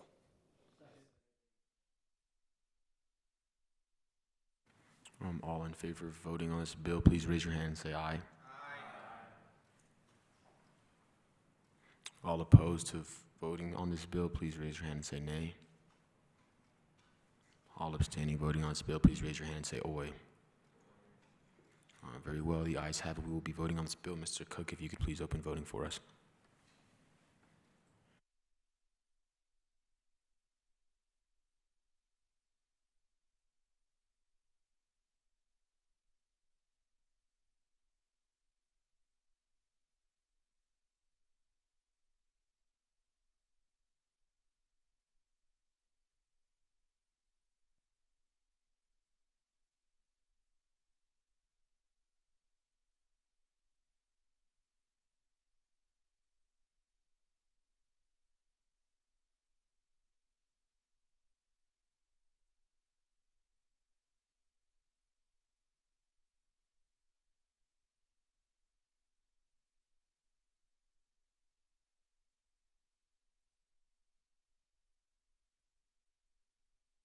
Very well, the nays have it. This bill will be failed.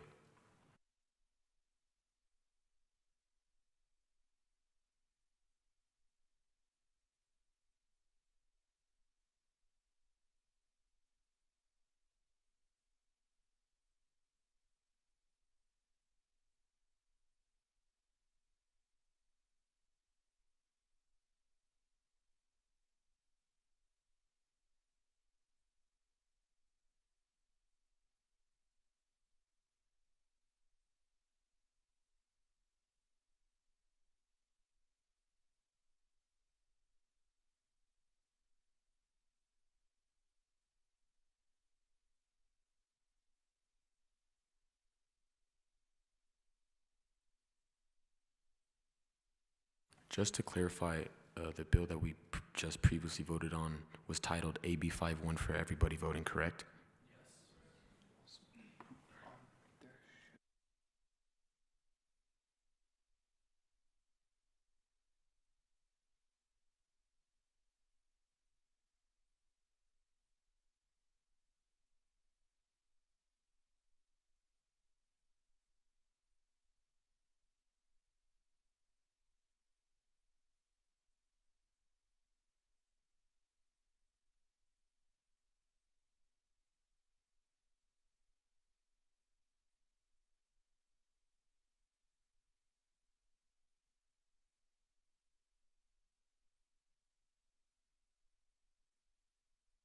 Okay, the next bill on the agenda, I'll be reading this one.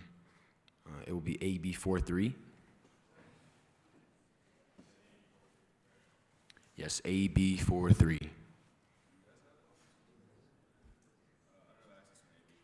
You don't have access to an AB 43?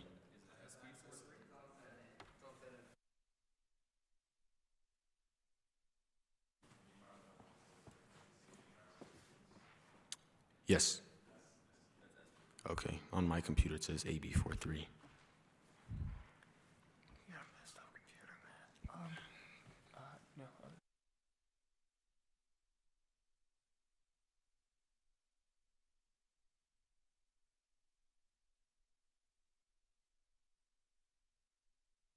My apologies. My computer is messed up. It is SB43. So, an act to protect the safety and privacy of students by prohibiting federal immigration enforcement officials from entering Nevada public school grounds. Does everybody have that same title on the bill, SB43? Okay, very well. I highly suggest a motion to open debate about this bill. Very well. All in favor of opening a motion to debate about this bill, please raise your hand and say aye. Aye. All opposed to opening a motion to debate about this bill, please raise your hand and say nay. All abstaining, please say oy. Very well, the ayes have it. We will open debate about this bill.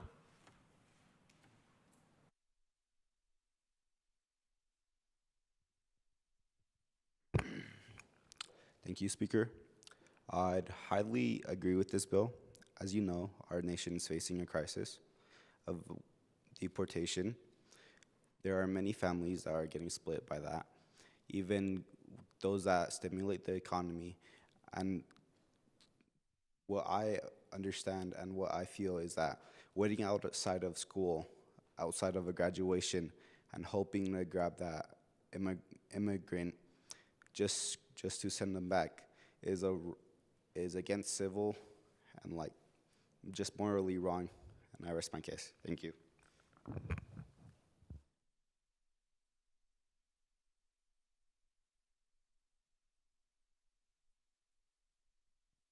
Thank you, Speaker. I am all for this bill too. To add, just like Assemblyman Cervantes said, we shouldn't be separating families just because of immigration. And that would reduce the cost of our money because a lot of immigrants, they do work really hard and they really help us better the economy here. And without them, we would have not so good of an economy. So I'm all for this bill. Thank you.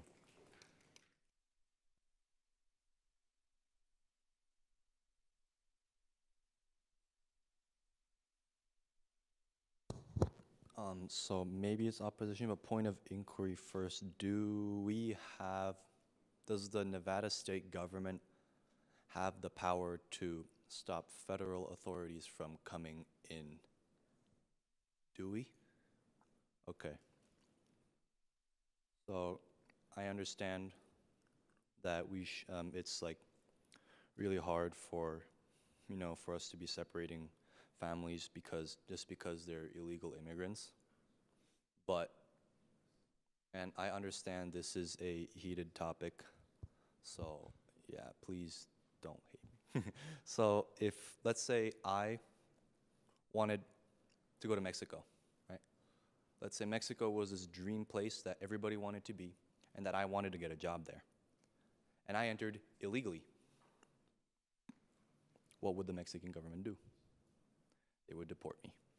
So simply by the law, I think that we should turn this bill down, and I 100% agree that it's a tough issue and that this can be fixed in other ways, but I think this bill is not the solution to fix this problem. Thank you. Before I let anybody else speak, I just wanted to say I noticed you had some sort of caution in expressing your beliefs, and I just want to let everybody know that we are in a democracy, and I encourage everybody to take part in their government. So I do not want anybody feeling cautious about the beliefs that they feel would best benefit the people of their communities. With that being said, do I have an opposing belief to what this man said? Assemblyman, sorry.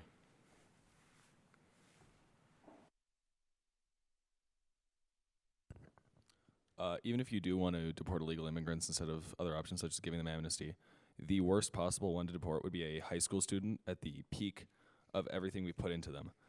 These people have been trained in U.S. institutions. They have been brought up in the U.S. They're about to enter the workforce maybe a year from now, and they're about to pay more taxes to the U.S. They're about to give their labor for the country. I don't see the point of deporting this person.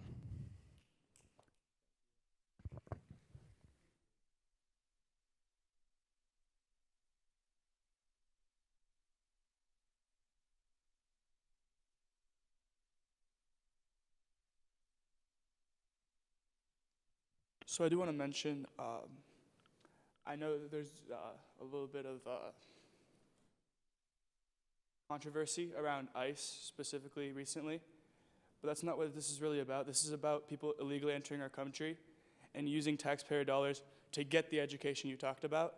That's not like they're illegally entering the country. Who knows, are their parents even paying the taxes for the school they're using? Do they? What job? I get that you can do research, but then that's an illegal job too. So I'm just saying it's against the laws of our country. Yeah, and you guys are all...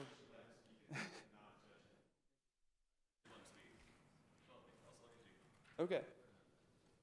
So the fact of the matter is, you're saying, yes, he is at the peak of he's just graduating high school. It's a hard topic. He did enter our country illegally, though, at some point. He's illegal. Legal immigrants, I know someone mentioned earlier, immigrants do help our economy, boost our economy greatly, and that's fine. Someone can enter our country legally, but entering our country illegally results in leaving our country legally. Thank you.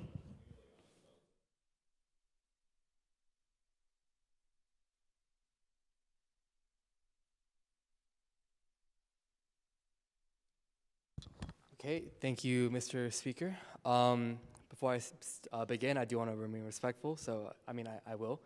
So, Mr. Kerr, I just want to argue for the bill exactly. We're arguing, you're arguing for jobs and deportation, correct? But the bill is about ICE entering schools. Education is, if I have to worry about going to school and then getting deported right after, if you guys are okay with, ICE recently entered a graduation for a 5th grader, and the parents got deported. If I can't even see my own if I can't even see my own daughter graduate, I believe this bill is great.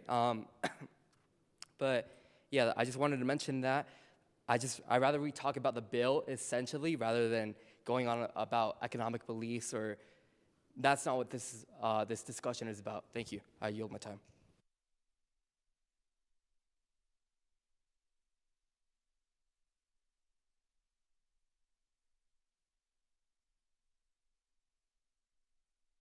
So just a point of information, the Nevada State Assembly has passed a bill that is very similar to this bill. So if you take that into consideration on whether or not you're going to vote yay or nay for that, our government seems pretty for it.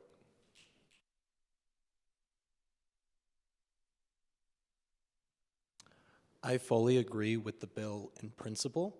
My main issue is that recently, I believe our Attorney General, Aaron Ford, recently pursued action against another one of Trump's main policies.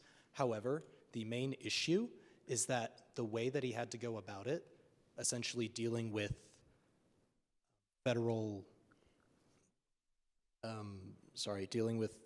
issues using a state's power, the way that he did it was appealing it to a federal court. I fully support the principles of this bill. However, I unfortunately believe that passing it would have no actual effect since ICE is a federal agency.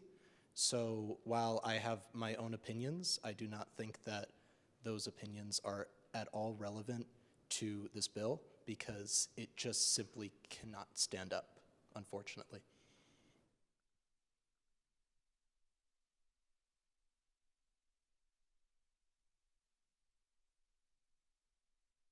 Okay, I have 3 points to cover within this. First of all, when it comes to the jurisdiction of the federal agency, they still have to garnish state jurisdiction. That is why they obtain legal court orders, and that's why they use that. The federal government actually responds more to the state government, if that makes sense, because they're interrupting the state's boundaries. Second of all, moving on to the point of high school students, of undocumented immigrants in high school. A lot of these undocumented immigrants, whether or not they cross whenever they're 13, a lot of them cross when they were 3 to 4, and they don't know of their legality within this nation. Additionally, the cost of to go through cases, to go through the law system to get legalized costs over $20,000 to do it properly. It takes years to do it. That's why we offer when undocumented immigrants go through high school, it is an easier access to the road to them for citizenship when they turn 18 and they complete all their years of high school. It's why this bill is being proposed in the first place, because this is a route towards legalization.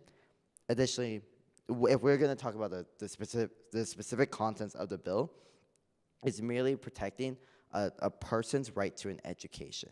If they have to worry about getting deported when they go to school, then they're going to try to avoid going to school. And now you're going to create more of a problem where these undocumented immigrants are not actually contributing to the society, and you're just creating an endless cycle of despair. So rather we should establish safe places for them so they can contribute to society. And that's why this bill should be passed, because no one should have to be worried about their right to education, because they're still a human being, and that is what is in the UNDCR. Thank you.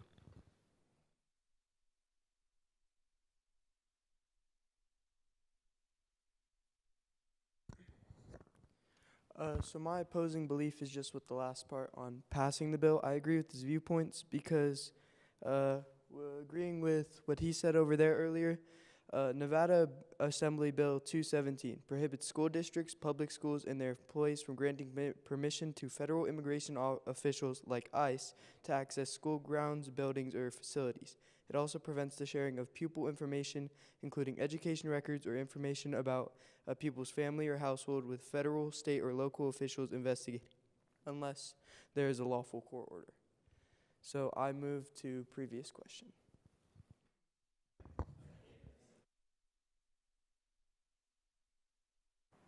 All in favor of moving to previous question, please raise your hand and say aye. Aye. Please keep them raised.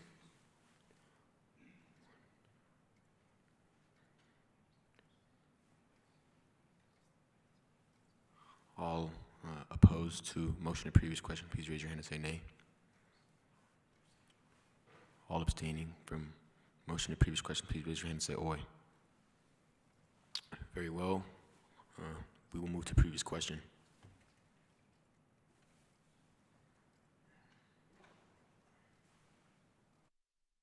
Thank you, Speaker. Before voting on this bill, I just wanted to say I do fully support this bill, but I have one question. So this bill is enacting the right to not be taken from ICE or any federal, something like that, within the school ground. What's stopping them from weighing outside of school grounds, and then once you're out, they could just immediately take you, into their van or whatever they take you in? That's all I have to say. Thank you. Oh, shoot.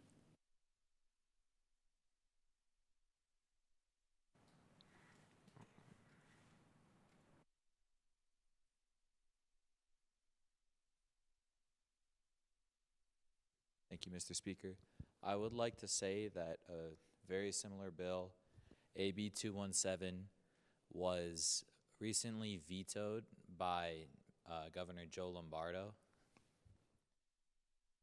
And I would also like to add earlier, I think we got a little bit off topic. I think the main goal of the bill is to prevent armed agents in the schools who are in fact targeting students. Thank you.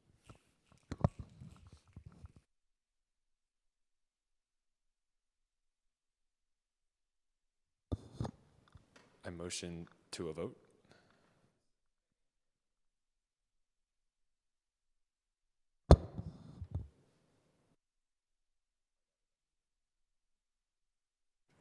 Very well. All in favor of voting on this bill, please raise your hand and say aye. Aye. Sorry, please keep them raised. All opposed to voting on this bill, please raise your hand and say nay. All abstaining from voting on this bill, please raise your hand and say oi. Very well, we will be voting on this bill. Mr. Cook, if you could please open voting.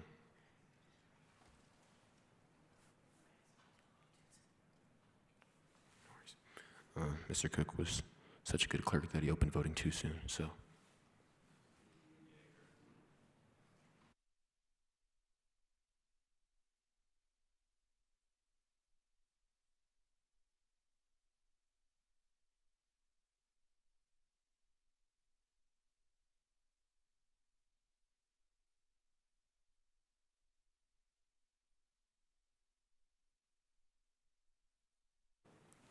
Very well. The ayes have it. This bill will be passed.